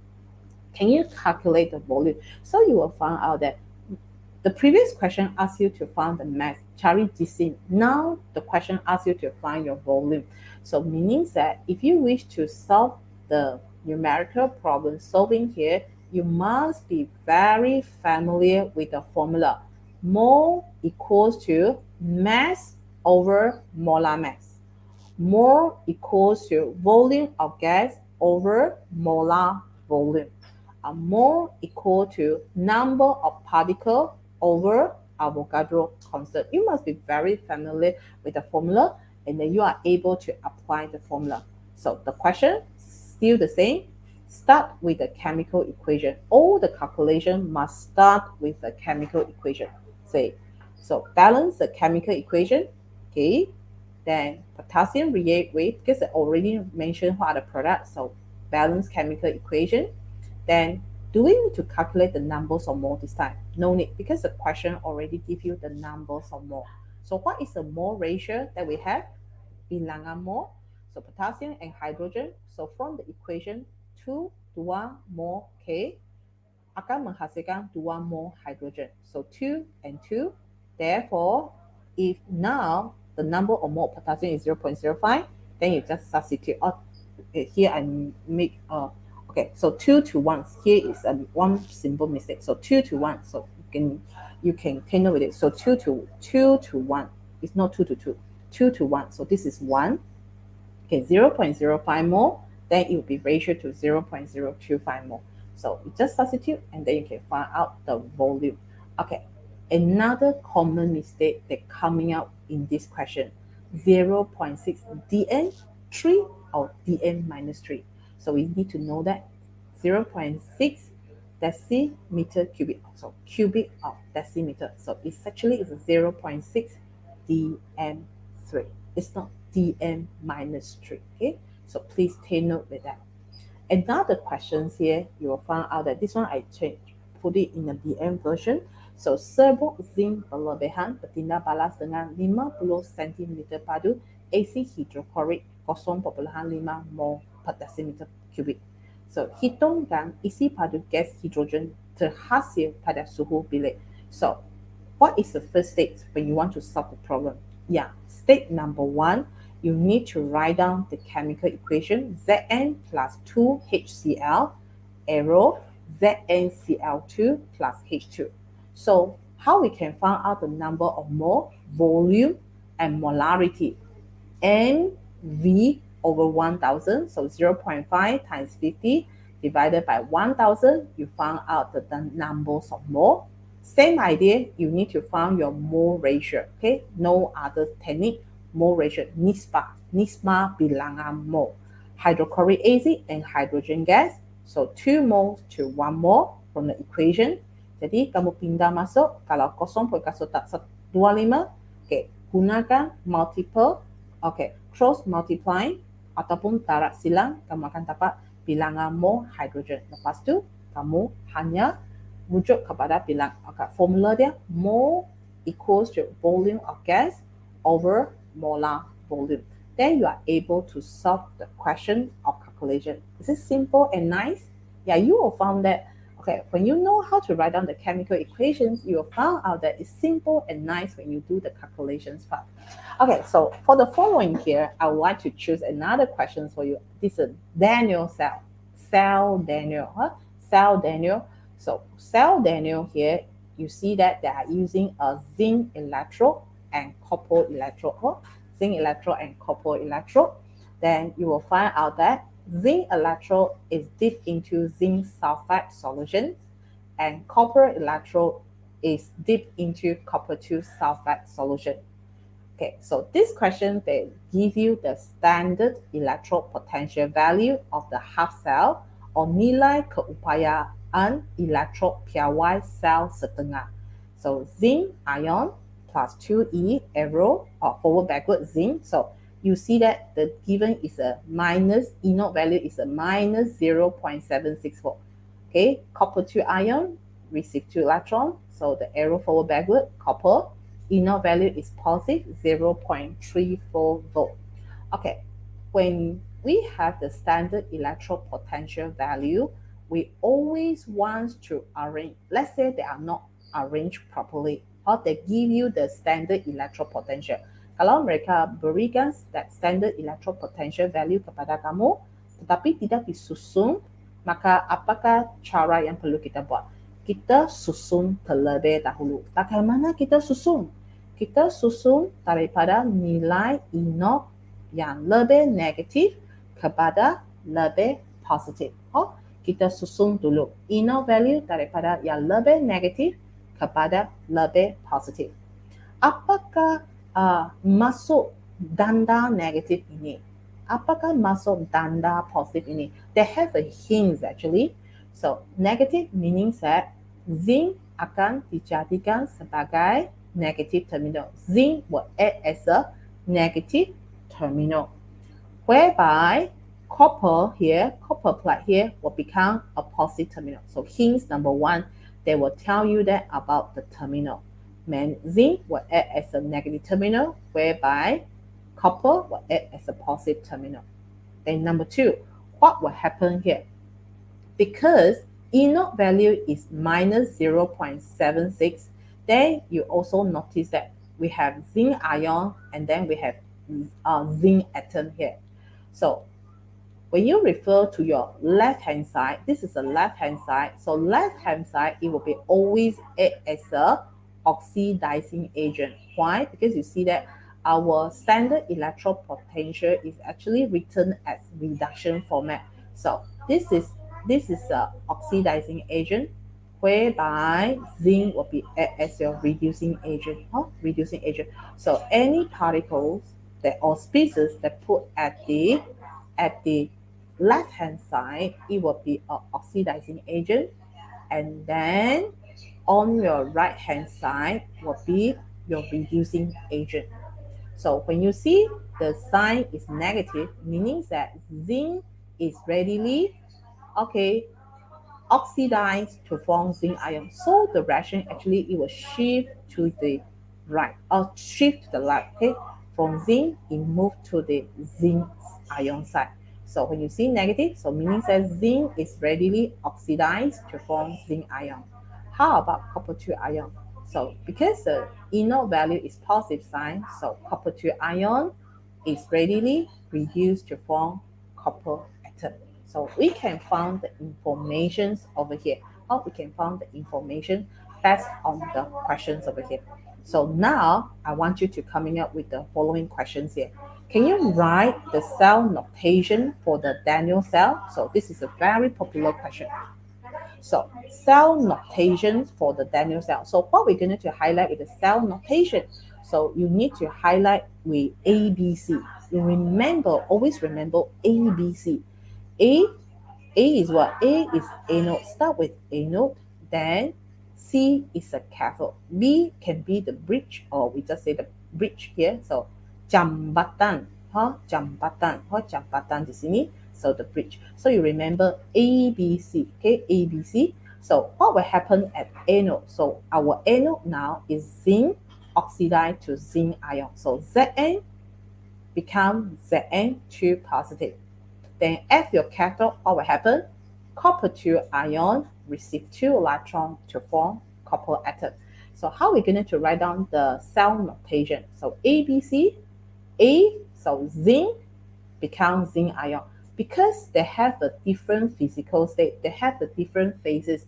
One is solid, one is aqueous. So how are we going to separate them? We put down a slash over here to separate them. Kerana dia menunjukkan dua physical state, keadaan physical yang berlainan, jadi kita bezakan dengan satu slash garis di sini. So zinc solid, and then it will be oxidized to form zinc ion. So this one is an aqueous. So solid and aqueous in different physical states. Then bridge double line. Then after that, what will happen at cathode? Copper 2 ion is reduced to copper atom. So Cu2 positive, put down the aqueous, okay, copper solid. So for different physical state, right? So we just put down another line here. So you are able to write down the cell notation for the cell correctly. Remember, the method is as simple as ABC. Anode, bridge, cathode. Anode, bridge, cathode. So you are able to write it down. The next questions, what I want you to do is, involve a simple calculation, because since already have cell notation, then the next questions will be coming out with, can you calculate voltage reading of an inert cell? Hitungkan bacaan voltan. Jadi adakah soalan ini sangat susah? Tidak. Kamu mesti ingatkan formula dia. Inert cathode minus inert anode. Okay? Inert cathode or inert pada reduction minus inert pada oxidation. Okay? So, reduction minus oxidation. Ataupun cara yang sangat senang, manakah nilai yang lebih positif? Nilai yang lebih positif akan tolak dengan nilai yang lebih negatif. So, kamu boleh lihat semula soalan di sini. Okay, so positive 0.34 minus 0.76. We just follow the sequence, so to avoid you to do any careless mistake. Jadi nilai yang lebih positif tolak dengan nilai yang lebih negatif. Positif mesti saling juga charge simbolnya. Positive 0.34 tolak minus 0.76. So you notice that minus become positive. So your final answer will be positive 1.10 volt. Okay, so don't do careless mistake, don't go for shortcut. We just follow the step. Minus, copy down the E0 value that is given in the question. So minus 0.76. Therefore, so minus and minus become positive, and must write down the positive sign at the end of the question. Positive 1.10 V. Unit must be correct.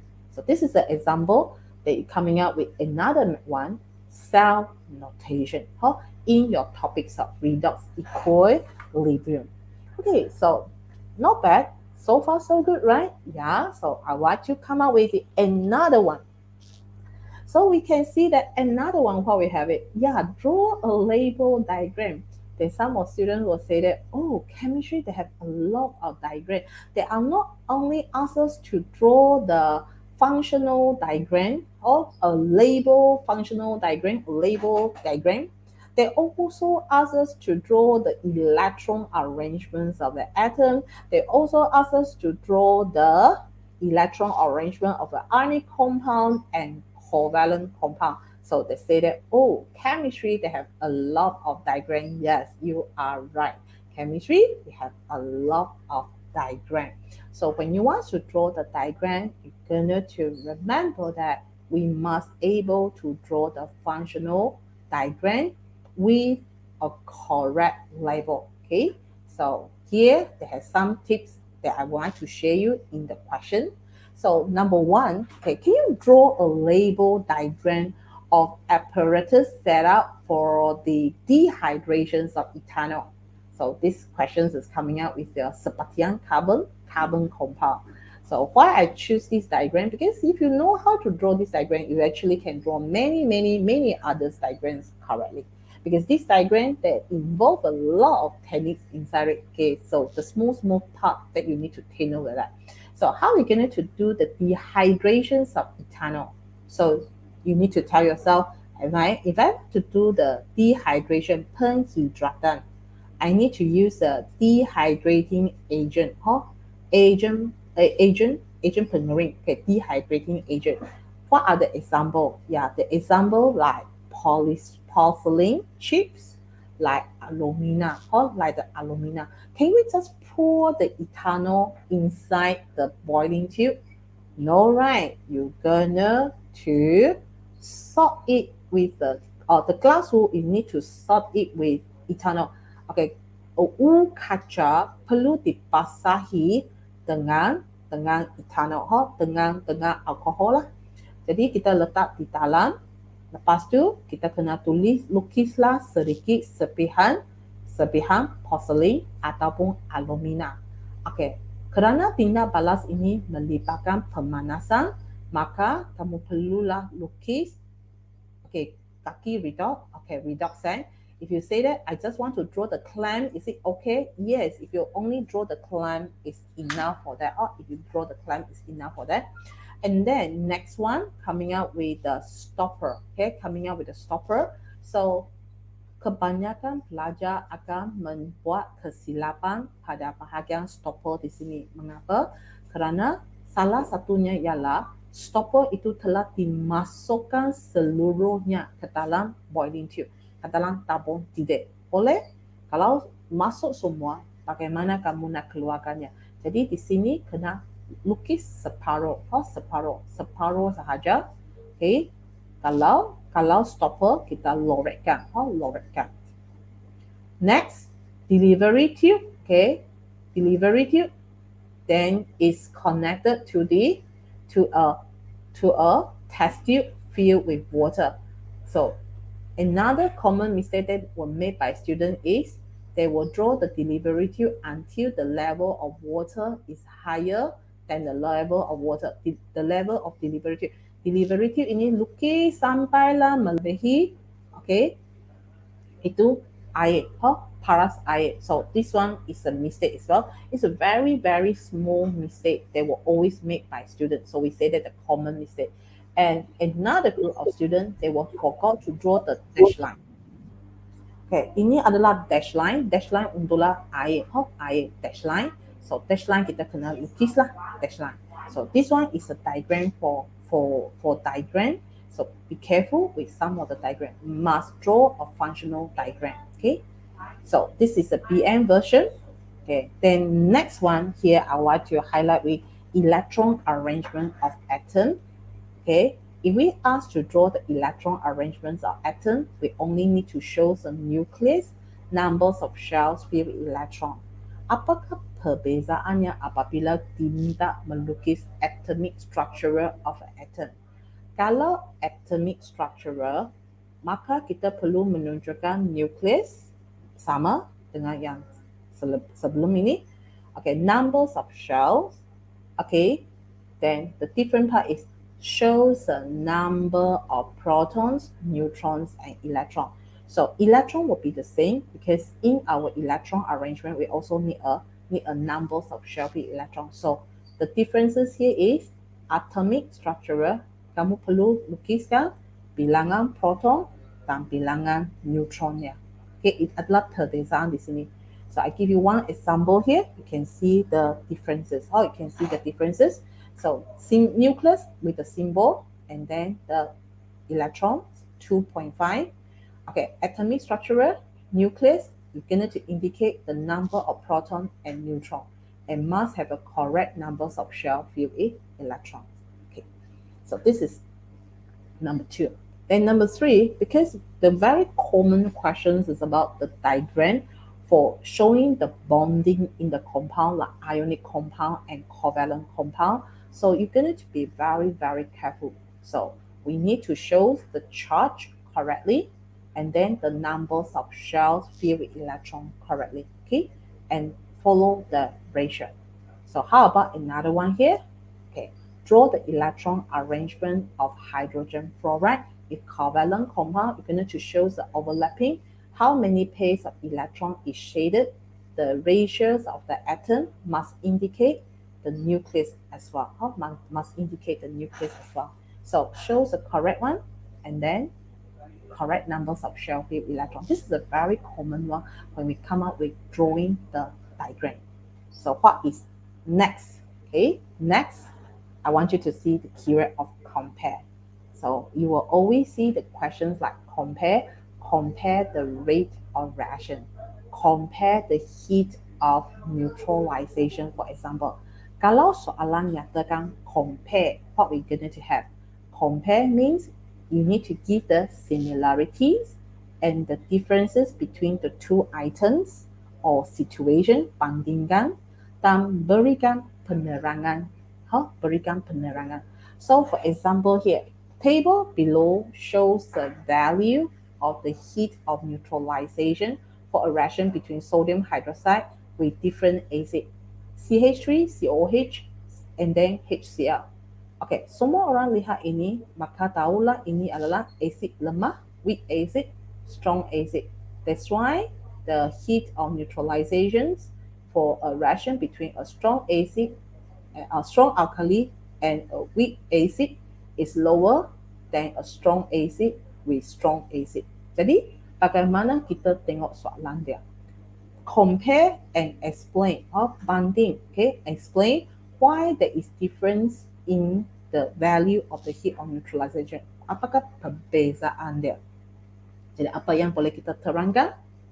Okay, compare dulu, banding dulu. The heat of neutralization between sodium hydroxide and hydrochloric acid is higher than sodium hydroxide and ethanoic acid. Bandingkan terlebih dahulu. Mengapa? Ask yourself why.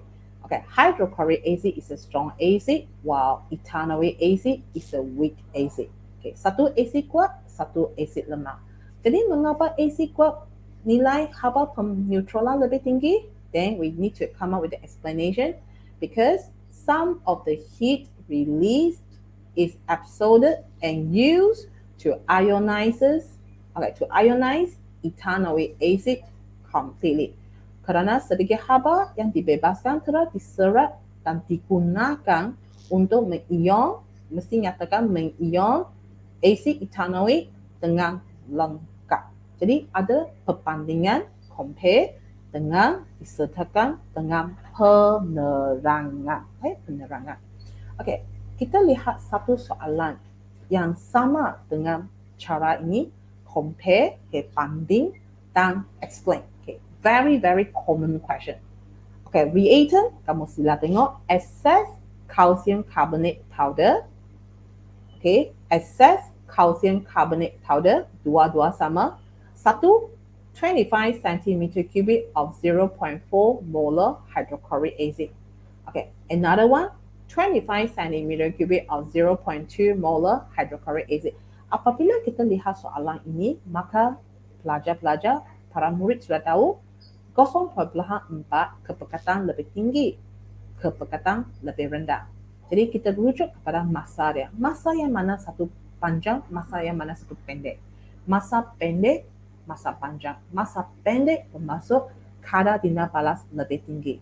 Masa panjang, maka itu menunjukkan kadar tindak balas lebih rendah. Jadi, apakah soalan seterusnya? Okay. Can you compare the rate of reactions between set 1 and set 2 and explain your answer based on collision theory? Bolehkah banding kadar tindak balas antara 1 dengan 2? Okay. Lepas itu, mesti gunalah teori pelanggaran. Jadi, mana satu tinggi? Okay, maka kita akan nyatakan kadar tindak balas set 1 lebih tinggi berbanding set 2. Betul? Mengapa? Okay, mengapa? What is the reason? Why? So you will say that concentration of hydrochloric acid in set 1 is higher. Kerana kepekatan hydrochloric acid lebih tinggi di set 1. Kalau kepekatan lebih tinggi, apa akan berlaku?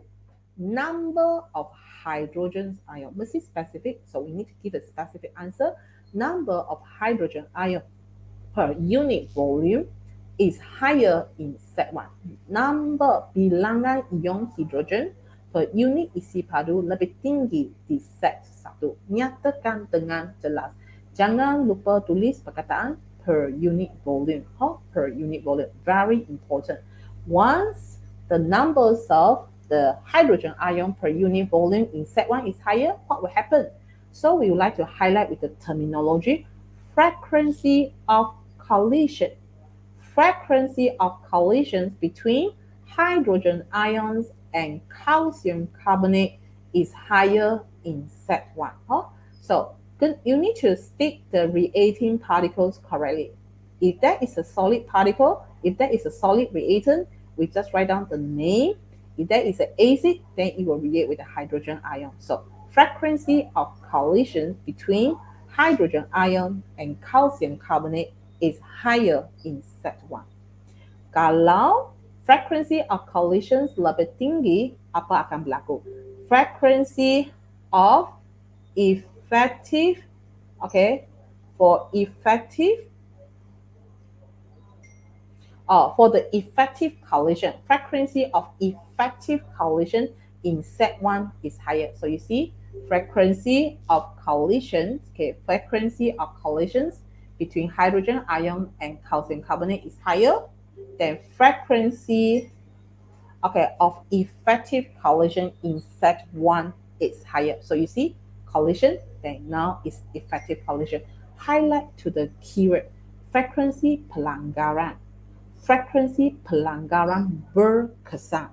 So if you want to mention frequency pelanggaran, maksud dia mesti ada antara ion yang two different reacting particles like ion and calcium carbonate. So must be very careful when you do this type of questions. Banding dan terangkan. Banding dan terangkan. Jadi apa lagi kita akan lihat? Evaluating, menilai. So saya rasa kalau kita sudah ada ujian, maka ada satu perkataan yang kamu selalu lihat ialah menilai. Bagaimana kita boleh buat penilaian? So making a considerations, and decision. So you need to make your decision using your knowledge, your skills, or the values of your experience, or as well as justification. Mestilah buat perbandingan, menggunakan pengetahuan yang sedia adalah pengalaman ataupun kemahiran. Jadi kita lihat bagaimana contoh soalan seperti menilai akan dikeluarkan. Jadi saya share satu soalan. Okay, soalan pertama ini, reaction between calcium carbonate. So because previous is a reaction, so I choose another reaction so that you can see the comparison. So the reactions between calcium carbonate chips, getolang, and hydrochloric acid. This is a question. Then please have a look with the following questions here. A student wished to increase the rate of reaction, okay, by changing calcium carbonate chips to calcium carbonate powder. Seorang pelajar itu dia nak meningkatkan kadar tinam balas. Jadi kalau dia nak meningkatkan kadar tinam balas, dia katakan dia gantikan calcium carbonate chips getolang calcium carbonate dengan serbuk calcium carbonate. Use serbuk calcium carbonate powder. So the question will be, in your opinion, bagi pendapat anda, pada pendapat anda, do you think he makes a correct decision? Adakah dia membuat sesuatu yang betul, keputusan yang betul? So ini adalah bunyi soalan dia yang menunjukkan penilaian. Betul atau salah? Then some of you will say that betul, dia buat betul, sesuatu yang betul. Then you will say that why he will make one decision, the correct decision. Why you say that correct decision? Original is calcium carbonate chips, getolang calcium carbonate. Lepas itu dia ulang dengan calcium carbonate powder. Meaning that serbuk calcium carbonate. Jadi anda perlu terangkan mengapa. Ya, kerana apa? The size of the calcium carbonate powder is smaller. When the size is smaller, what will happen? The total surface area, highlight the keyword, the total surface area of calcium carbonate exposed is larger. Do we need to explain by using collision theory? No, because the question just asks you to give a comment and give the reason. So I would like to choose another question here. So Alex, Alex used a soap and a seawater to clean oil stain on his clothes. Alex cuci bajunya dengan sabun dalam air laut. Jadi, in your opinion, do you think he makes a correct decision? Adakah Alex buat keputusan yang betul? Betul atau tidak? So, kamu akan lihat, sabun, air laut. Betul? Tidak betul. Jadi, in your opinion, based on your previous knowledge, your experience, you need to make a judgment. So, betul atau tidak? Tidak betul. Mengapa tidak betul? Jadi, mesti ada penerangannya. Seawater contains magnesium and calcium ion. Jadi, an ion of soap reacts with magnesium ion and calcium ion to form scum.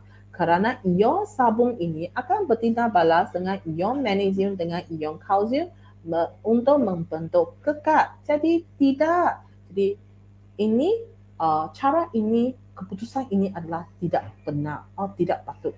Jadi kita lihat tidak betul. Cadangan ini keputusan yang dibuat oleh Alex salah, tidak betul. Jadi kita komen tidak. Jadi buatlah penerangan dia. Jadi kamu akan nampak soalan-soalan macam ini. So after that, then we come out with nearly to the last part of the questions. You will see your favorite terms. Describe an experiment. When you see describe experiment, apa yang kita perlu jalankan? Huraikan eksperimen. Jadi kalau huraikan eksperimen, dia mestilah berdasarkan kepada pengalaman kita menjalankan eksperimen. Jadi seperti Cikgu Delimawaty yang nyatakan tadi, eksperimen itu adalah sangat penting untuk membantu semua dalam menghuraikan langkah-langkah eksperimen. Jadi, describe experiment, apa yang perlu kita lakukan. Kita mesti nyatakan procedure, pemerhatian, observation. You are able to record the data in table. Mesti ada conclusion. Kadang-kadang dia ada calculation. Kadang-kadang dia ada sketch graph. Dan juga ada chemical equation. ikut kehendak soalan tersebut. Jadi yang utama mesti adalah procedure of the experiment. Jadi di sini kita lihat satu soalan. Sebelum kita lihat satu soalan, di sini ada beberapa cadangan yang kita boleh we can take note when we want to describe the experiment. Because when we come up with experiment, we always use the apparatus. What are the suitable volume and what are the suitable concentration that we can use for the experiment? Contohnya, beaker, conical flask, kelalang kon. Okay, isi padu yang selalu kita boleh guna ialah 20 hingga 100. Okay, beaker ataupun conical flask yang selalu kita gunalah. Ingat ini. Ataupun polystyrene cup pun sama. Okay, cawan polystyrene. Kalau test tube 1 hingga 5 sesuai. Okay, tabung titik boiling tube 2 hingga 10 sesuai setiap kali penambahannya. Kalau kepekatan, maka cadangannya untuk kepekatan larutan kita boleh tulis di antara 0.1 hingga 2.0 mol per desimeter padu.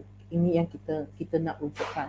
Jadi lepas ni kita nak tengok soalan bagaimana kita boleh gunakan isi padu range for the volume, okay, for the following experiment.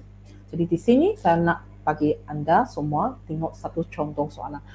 Using a suitable chemical. So this question they don't tell you that what you're going to use. Using a suitable chemicals. Okay, gunakan apa yang kamu nak guna. Describe briefly how you can prepare barium sulfate. Bagaimana kita nak menyediakan barium sulfate. In your description, include the chemical equation.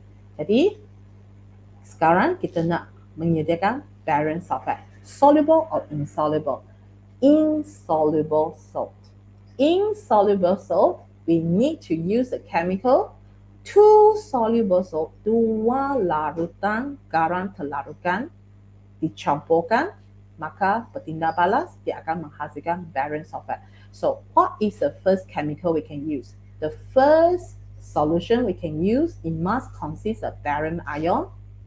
And then the second solution we need to use, it must consist of sulfate ion. So, the most easier method, barium, barium nitride, barium chloride. As long as soluble. Sulfate, sodium, potassium, ammonia. The easy one, they want to say sodium and potassium. SP, sodium and potassium. So sodium sulfate, potassium sulfate. Up to you lah. As long as the barium salt that you mentioned soluble, as long as the sulfate salt that you mentioned, it must be soluble as well. In your description, include the chemical equation. So what we can do? So number 1, you need to name the chemical. Barium chloride and potassium sulfate, for example. So how are we going to carry out the experiment? Please take note, must state the volume and the concentration. Must state the volume and the concentration. Okay, if you don't want to use 50, you can write 25, you can write down 100, doesn't matter. Concentration, if you don't want to write 1, you can write down 0.5. As long as inside the range or within the range 0.1 to 2 molar, acceptable. So barium chloride solution is measured and poured into a beaker. Next, what we're going to do? 50 centimeter cubic of 1 molar potassium sulfate solution is measured and poured into beaker. Please take note, must mention both volume and concentration.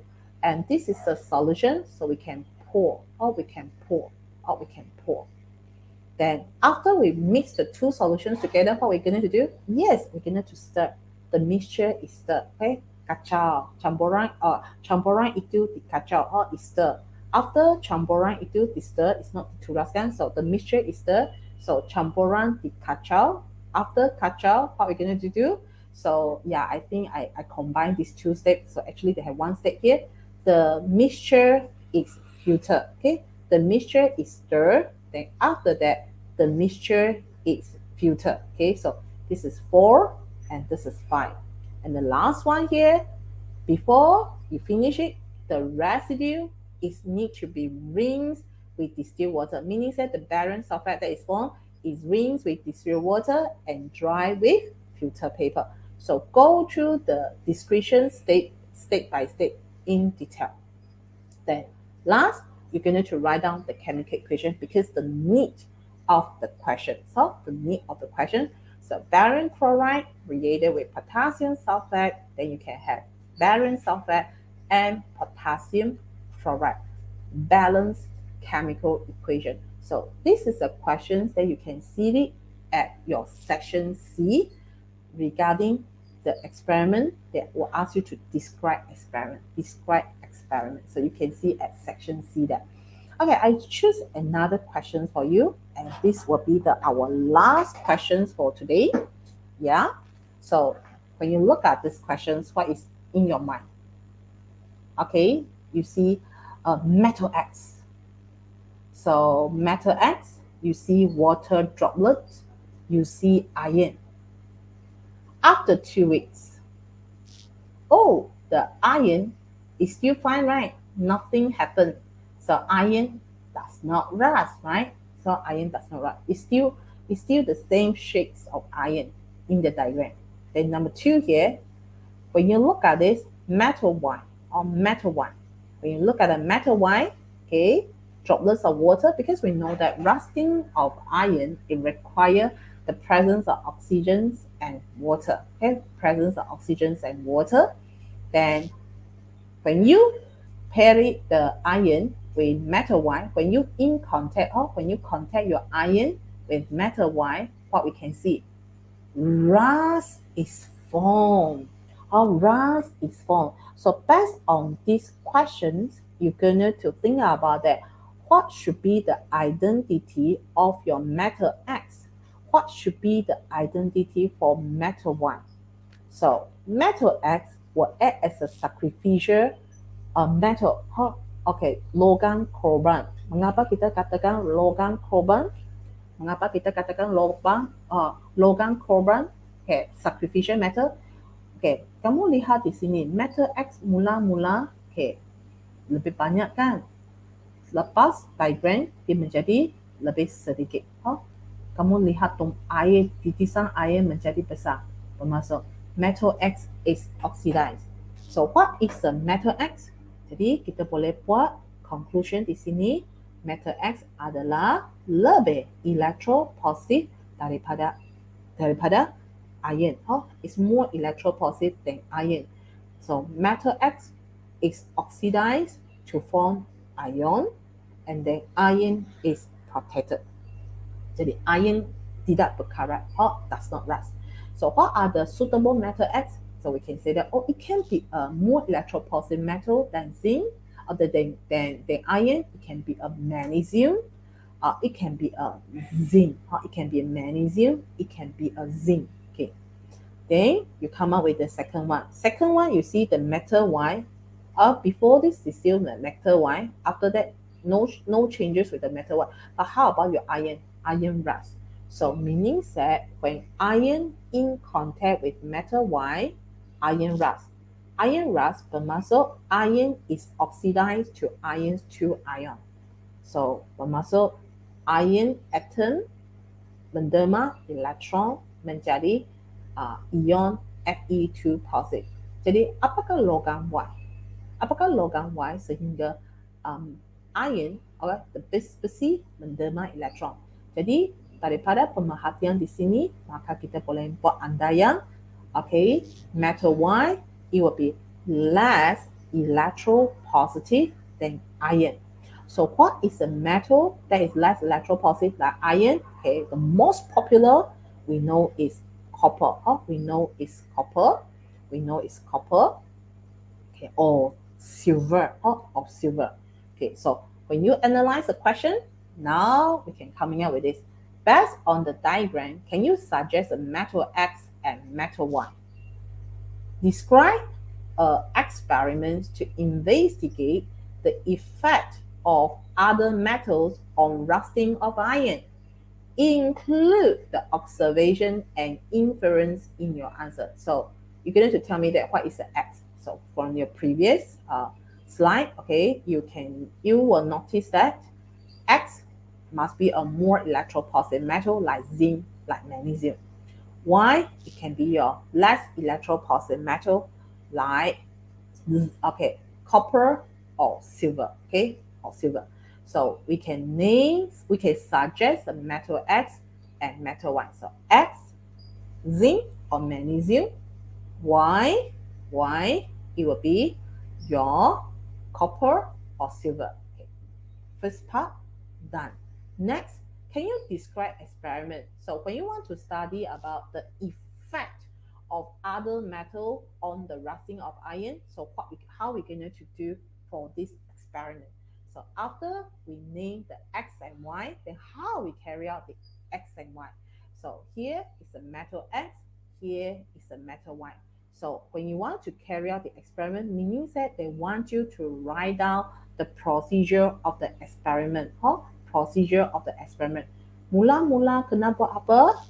Okay, the iron nail, the zinc strip or copper strip, the kepingan, dia ada lapisan oksida. Okay, kita mesti bersihkan. So clean iron nails, zinc strip and copper strip with sandpaper. Bersihkan dulu paku besi, kepingan zinc dan kepingan kuprum dengan kertas pasir terlebih dahulu.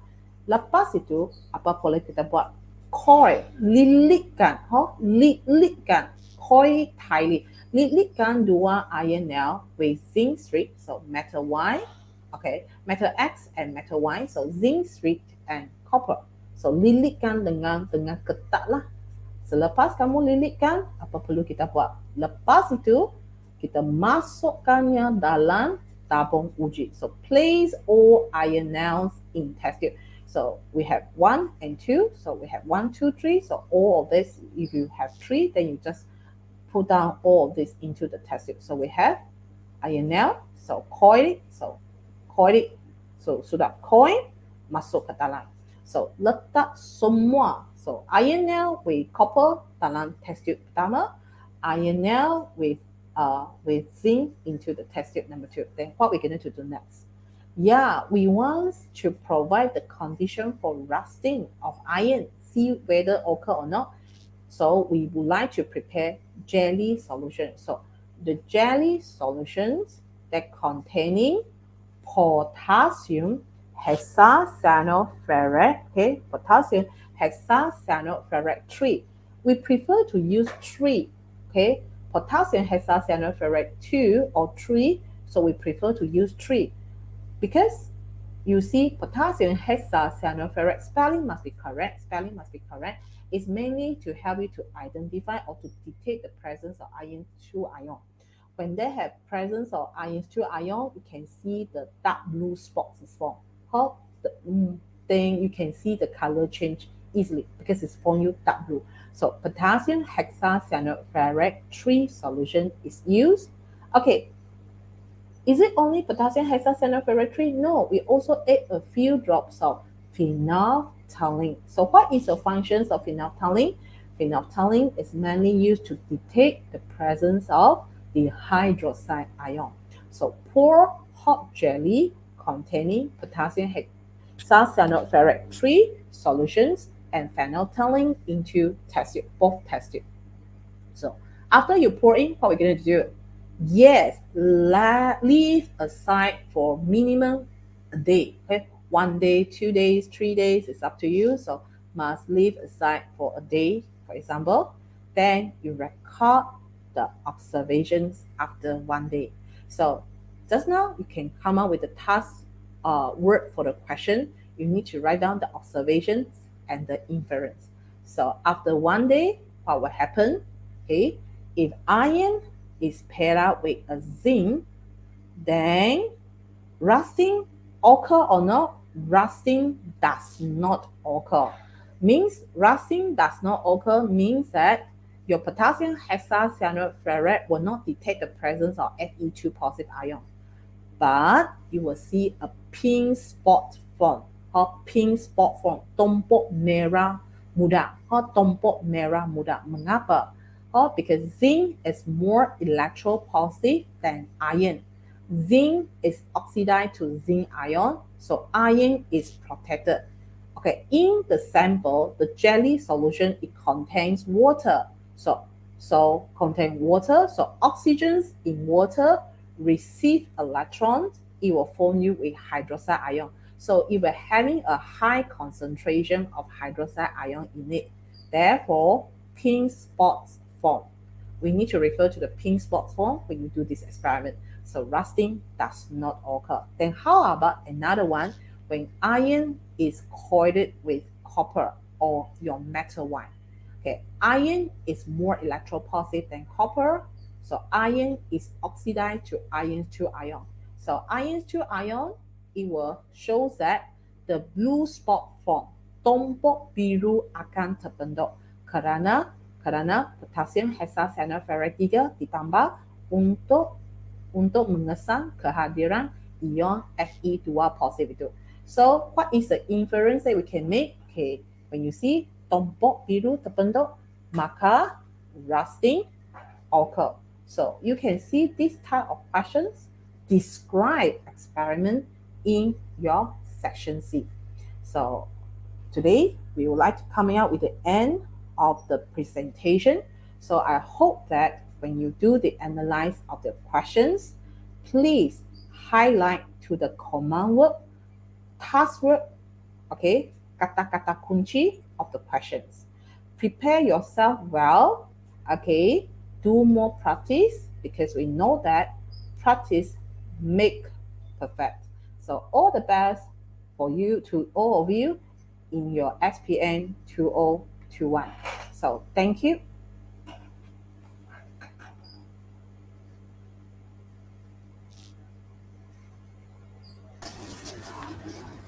Baiklah, terima kasih. Terima kasih sekali lagi diucapkan kepada Cikgu Francisca Lau Siusia di atas penerangan dan pengkongsian ilmu sebentar tadi. Adalah diharapkan ianya banyak memberikan input berguna kepada kita, terutama guru-guru dan murid-murid sekalian.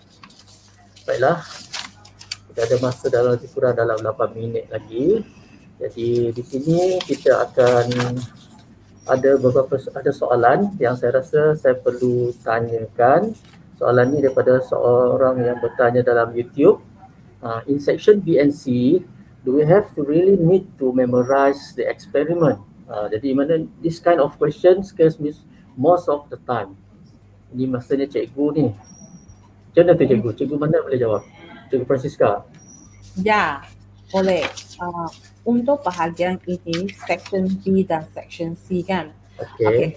Sebenarnya soalan-soalan esei ini kita tidak boleh hafal secara buta-buta. Apa yang perlu kita ada, kita faham konsep dan kita perlulah menjalankan eksperimen tersebut kerana pengalaman pelajar menjalankan eksperimen adalah sangat bermanfaat kepada mereka semasa mereka menjawab soalan-soalan seperti menghuraikan eksperimen pada masa yang akan datang. Kita nak belajar sesuatu yang hidup tetapi bukan hafal. Ya, itulah jawapan saya. Okey, terima kasih cikgu jawapannya ringkas dan tepat. Okey, seterusnya Cikgu Delimawaty, boleh ulang balik tak yang kata beberapa perubahan besar yang berlaku dalam kertas soalan kimia tu? Yang sebentar tadi yang Cikgu Delima maklumkan tu, yang di awal tadi. Oh, okey. Perubahannya terlebih dahulu saya nak minta maaf lah, nampaknya saya punya webcam hari ini tak nak beri kerjasama, so tak adalah wajah saya terpampang, suara je dengar. Okey, so yang perubahan tu adalah yang kertas satu dia sekadar pengurangan soalan, dia mengurangkan soalan, tapi of course soalan kehebat dia lebih banyak lah. Okey, jadi maknanya anak-anak kimia ni macam yang cikgu bagi tahu tadi, kena study semua topik-topik kimia yang ada, jangan tinggal satu pun. Okey, yang paling banyak berubah adalah melibatkan kertas 3. Kalau yang macam kertas 2, kertas 1 ni dia masih menjawab seperti biasa. Cuma dia tokok tambah bilangan soalan, bilangan markah, tokok tambah di sana, sini dan sana je lah. Okey, cuma yang kertas 3 memang sesuatu yang baharu sebab kita sebelum ni dah terbiasa dengan amali bertulis. Kalau amali bertulis teknik menjawab di sana sini kita boleh dapat untuk skor kertas 3 tu, tetapi untuk SPM 2021 dah tak boleh dah buat macam tu. Anak-anak kimia kena biasakan diri dengan radas, dengan pengendalian bahan kimia yang ada. Jadi kalau cikgu mula adakan amali untuk bersemuka ni, ambil peluang, be active, don't be passive, because it will help you a lot. Jadi itulah yang saya nak beritahulah, yang saya kiranya saya nak ingatkan lah, walaupun kertas 3 tu sekadar 15 markah, tetapi 15 markah tu sebenarnya agak besar. Dan sebenarnya kertas 3 tu kalau murid memang menguasai amali, dia boleh skor tu sebenarnya, dia boleh skor, no problem. Itu sajalah Cikgu Hassan daripada saya. Okey. Terima kasih Cikgu Delimawaty dan Cikgu Siska pun sama-sama terima kasih banyak-banyak. Rasanya kita dah berada di penghujung rancangan kita. Jadi rasanya kalau ada kehadiran, kita dah letakkan kehadiran di YouTube dan diharap cikgu-cikgu boleh ni lah. Dan di sini pun ada, sila scan kehadiran cikgu-cikgu sekalian yang hadir pada hari ini. Link kehadiran ni dipaparkan pada pukul 5 ni, bermula pukul 5 ni dan sekarang lah, maknanya 4.57 ni, sehinggalah setengah jam selepas kita tamat sesi webinar kita. Saya ulang balik seperti yang saya dah terangkan tadi, kita akan paparkan ni dalam masa setengah jam selepas sesi webinar tamat, masih ada lagi. Jadi peluang pada cikgu untuk mendaftar kehadiran cikgu pada hari ini. Hari ini saja cikgu ya, untuk makluman semua, pada setengah jam sahaja. Selepas itu pendaftaran akan ditutup. Jadi sebagai ingatan bersama-sama dan sebagai renungan sama-sama, kita rasa sangat seronok dan bertuah. Sangat bertuah cuma kerana kita pada hari ini didatangkan dengan 2 orang penceramah yang sangat hebat dan sangat berkaliber dalam bidang kimia. Jadi semua guru dan pelajar, untuk makluman semua, pelajar pun boleh mengisi pautan. Itu makluman yang diberikan kepada saya. Pelajar pun boleh untuk mengisi pautan yang sama untuk kehadiran. Untuk kehadiran, pelajar dan guru-guru sama-sama isi, gunakan pautan yang sama. Okey. Baiklah, rasanya sudah pun sampai kita penghujung siri webinar kita. Semoga dengan adanya siri begini, sekurang-kurangnya ia mampu meningkatkan pengetahuan kita dalam beberapa perkara yang sebelum ini masih lagi menjadi tanda tanya. Atau setidaknya hari ini kita sudah mendapat ilmu yang bermanfaat daripada 2 orang penceramah kita yang hebat pada hari ini. Seluruh warga kerja, penyelaras, ahli jawatan kuasa, pegawai-pegawai di PPD, pegawai-pegawai di Jabatan Pendidikan Negeri Sarawak dan terutamanya semua pegawai, guru-guru, juga murid-murid yang hadir mengimarahkan webinar kita kali ini. Ini bermakna sama ada kalian semua terlibat secara langsung ataupun tidak secara langsung. Kami menyusun jari 10, andai ada kekurangan dan kepincangan semasa kami mengendalikan webinar ini, ampun dan maaf dipinta. Sehingga kita bertemu lagi. Wabillahi taufiq wal hidayah. Wassalamualaikum warahmatullahi taala wabarakatuh.